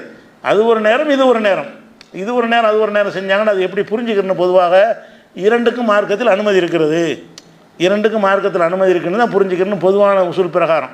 அது ஒரு விஷயமாச்சு. அடுத்து என்னென்னு கேட்டால், இப்போ வந்து நம்ம பஸ்ஸில் உட்காந்துட்டே சாப்பிட்டுட்டு போகிறோம், நிற்கிறத விட்டுருவோம். அடுத்து என்ன செய்யணும்னா பஸ்ஸில் பிரயாணம் பண்ணும்போது சாப்பிட்டு தானே போகிறோம். பஸ்ஸில் ஏறி உட்காந்திங்கன்னா பஸ்ஸில் சாப்பாடாக கூட பஸ் ஓடிக்கிட்டு இருக்கும்போது சாப்பிடுவோம், பொட்டணத்தை வாங்கிக்கிடுவோம், அவன் நிற்கிற இடத்துல நிப்பாட்டியும் சாப்பிடுவோம். ஒழுங்கான சாப்பாடு இல்லைன்னா நம்ம பார்சல் பண்ணிவிட்டு வந்து அந்த டைம் வரும்போது பஸ்ஸில் என்ன செய்வோம், ஓடுற பஸ்ஸில் கூட நம்ம சாப்பிடுவோம். அந்த மாதிரி வாகனத்தில் சாப்பிட்லாமான்னு கேட்டால் வாகனத்தில் நீங்கள் சாப்பிட்லாம். அதுக்கெல்லாம் நேரடியான ஆதாரமே இருக்குது. ரசூல் ஸல்லல்லாஹு அலைஹி வஸல்லம் அவர்கள் வந்து ஹஜ்ஜுக்கு போயிருந்தாங்கல்ல, ஹஜ்ஜுக்கு போயிரும்போது அரஃபாவில் அவங்க இருக்கிறாங்க. அரஃபாவில் எங்கே இருக்கிறாங்க? ஒட்டகத்து மேலே உட்காந்துருக்குறாங்க. அரஃபா மைதானத்தில் உரை நிறுத்தும் போது ஒட்டகத்தில் இருந்திருக்கிறாங்க. அப்போ என்ன செய்கிறாங்கன்னா, ரசூலுல்லாஹ்வுக்கு ஒரு பால் கொடுத்து விட்றாங்க. வீட்டிலேருந்து மனைவிமார்கள் அதை கொடுத்து விட்ருப்பாங்களா, அது அன்பளிப்பாக கொடுத்தாங்களான்னு தெரியல. அவங்களுக்கு இப்போ யார் உம்முல் ஃபதுலுங்கிறவங்க ரசூலுல்லாஹ்வுடைய அலியுடைய சகோதரி, ரசூலுல்லாஹ்வுக்கு அலியுடைய அம்மா, ரசூலுல்லாஹ்வுக்கு சின்னமாக வருவாங்க. அவங்க என்ன செய்கிறாங்கன்னு கேட்டால் கொஞ்சம் ஒரு பாலை கொடுத்து விட்றாங்க. பாலை கொடுக்கும்போது ரசூலுல்லாஹ் எங்கே இருந்தாங்கன்னு கேட்டால் அரஃபாவில் ஒட்டகத்தில் உட்காந்துட்ருக்குறாங்க. ஒட்டகத்தில் அதில் அதான் மேடையாக இருந்து பயான்லாம் பண்ணுவாங்க, உரையெல்லாம் நிகழ்த்துவாங்க ஒட்டகத்தில் இருந்து கொண்டு. அப்போ ஒட்டகத்தில் இருந்துக்கிட்டு இருக்கும்போது ரசூலுல்லாஹ் ஒரு டயர்டாக இருப்பாங்களேன்ட்டு பாலை கொடுத்து விட்றாங்க. அப்போ ரசூலுல்லாஹ் என்ன செய்கிறாங்கன்னா அதை ஒட்டகத்தில் இருந்துக்கிட்டே குடிக்கிறாங்க. ஒட்டகம்ங்கிறது வாகனம் தானே, அந்த நமக்கு பஸ்ஸு மாதிரி அந்த காலத்தில் ஒட்டகம், நமக்கு பைக்கு மாதிரி அந்த காலத்தில் ஒட்டகம் குதிரையெல்லாம் வாகனம். அப்போ வாகனத்தில் உட்காந்துருக்கும்போது இறங்கி குடிக்க எவ்வளோ நேரம் ஆக போகுது? இருப்பா பாலை குடிக்கிறே அப்படி தான் நம்ம இறங்கணுன்னு தான் நினைப்போம். குடிக்கிற சட்டமாக இருந்தால் என்ன செஞ்சுருக்கேன்னு, அம்மா நீ வாகனத்தில் உட்காந்து இப்படி குடிக்கிறது, இப்போ இறங்கிடுவோம் அப்படின்னு நினைக்காம அந்த ஒட்டகத்தில் இருந்து கொண்டே ரசூல் ஸல்லல்லாஹு அலைஹி வஸல்லம் அவர்கள் அந்த பாலை குடித்தார்கள்ங்கிற ஒரு செய்தி புகாரில் 5618வது ஹதீஸில் இருக்குது. அதனால் வந்து நின்று கொண்டும் சாப்பிடலாம், உட்காந்து ஒன்றும் சாப்பிடலாம். அது மாதிரி ஒரு இதில் உட்காந்துட்டு ஒட்டகத்தில் உட்காந்து சாப்பிட்ற மாதிரி சேரில் உட்காந்து சாப்பிட்றது வரும்ல. ஒட்டகத்தில் உட்காந்தாங்கன்னா அது நிற்கிறதுலையும் சேராது, உட்காரதுலையும் சேராதானே. ஒட்டகத்தில் உட்காருதல் என்பது நிற்கிறாருன்னு வராது, அது உட்கார்றதுலையும் வராது, ஒரு 2க்கு நடுவில் ஒரு ஸ்டேஜில் வருது. அதான் நம்ம சேரில் உட்காந்துருக்கோம்னா இது ஒட்டகத்தில் உட்காந்த மாதிரி தான் இது. பஸ்ஸில் உட்காந்து சேரில் உட்காந்து சாப்பிட்றோம் என்று கேட்டால் அப்படி உட்காரலாமான்னா ஒட்டகத்தில் உட்காந்தாங்கல்ல அது மாதிரி சாப்பிட்றோம். தரையெல்லாம் நிற்கணும்னு இருக்குது. தரையில் கால் பண்ணணும்னு ஒரு கட்டாயம் இருந்தால், தரையில் வந்து நம்ம உட்காந்து ஆகணும்னு கட்டாயமாக இருந்தால் ரசூலுல்லாஹ் 2ல் 1 செஞ்சுருப்பாங்கல்ல. ஒரு அதில் உட்காந்து உயரமான இடத்துல உட்காந்தும் சாப்பிட்லாம் என்பதற்கு இது ஒரு சேரில் டைனிங் டேபிள் தனி, டைனிங் டேபிள் சாப்பிடக்கூடாதுங்கிறதுக்கு ஒரு சில ஹதீஸ்லாம் இருக்குது. ஆனால் இது டேபிளில் உட்காந்து சாப்பிட்லாமான்னா இது நம்ம ஆதாரம் காட்டலாம். டேபிளில் உட்காந்து சாப்பிட்லாம், பஸ்ஸில் உட்காந்து சாப்பிட்லாம். அது வந்து அந்த நம்ம ரசூலுல்லாஹ் மார்க்கத்து தடுக்கப்பட்டது இல்லைன்னு விளங்கிக்கிறோம். அடுத்து என்னென்னா உட்காரும் விதத்துக்கு வரணும். இப்போ நீ சொல்லி காட்டணும்ல, அது இன்றைக்கி வந்துடும் பார்த்தா வரல. அவர் உட்காந்து காட்டினார்ல 3 விதமாக உட்காரணுங்கிறாங்கல்ல, அப்படி தான் உட்காரணுமா, வேறு முறைகள்லாம் இருக்குது. அதுக்குரிய ஆதாரங்கள் என்ன என்பது இன்ஷா அல்லாஹ் நாளைக்கு பார்க்கலாம். அஸ்ஸலாமு அலைக்கும்.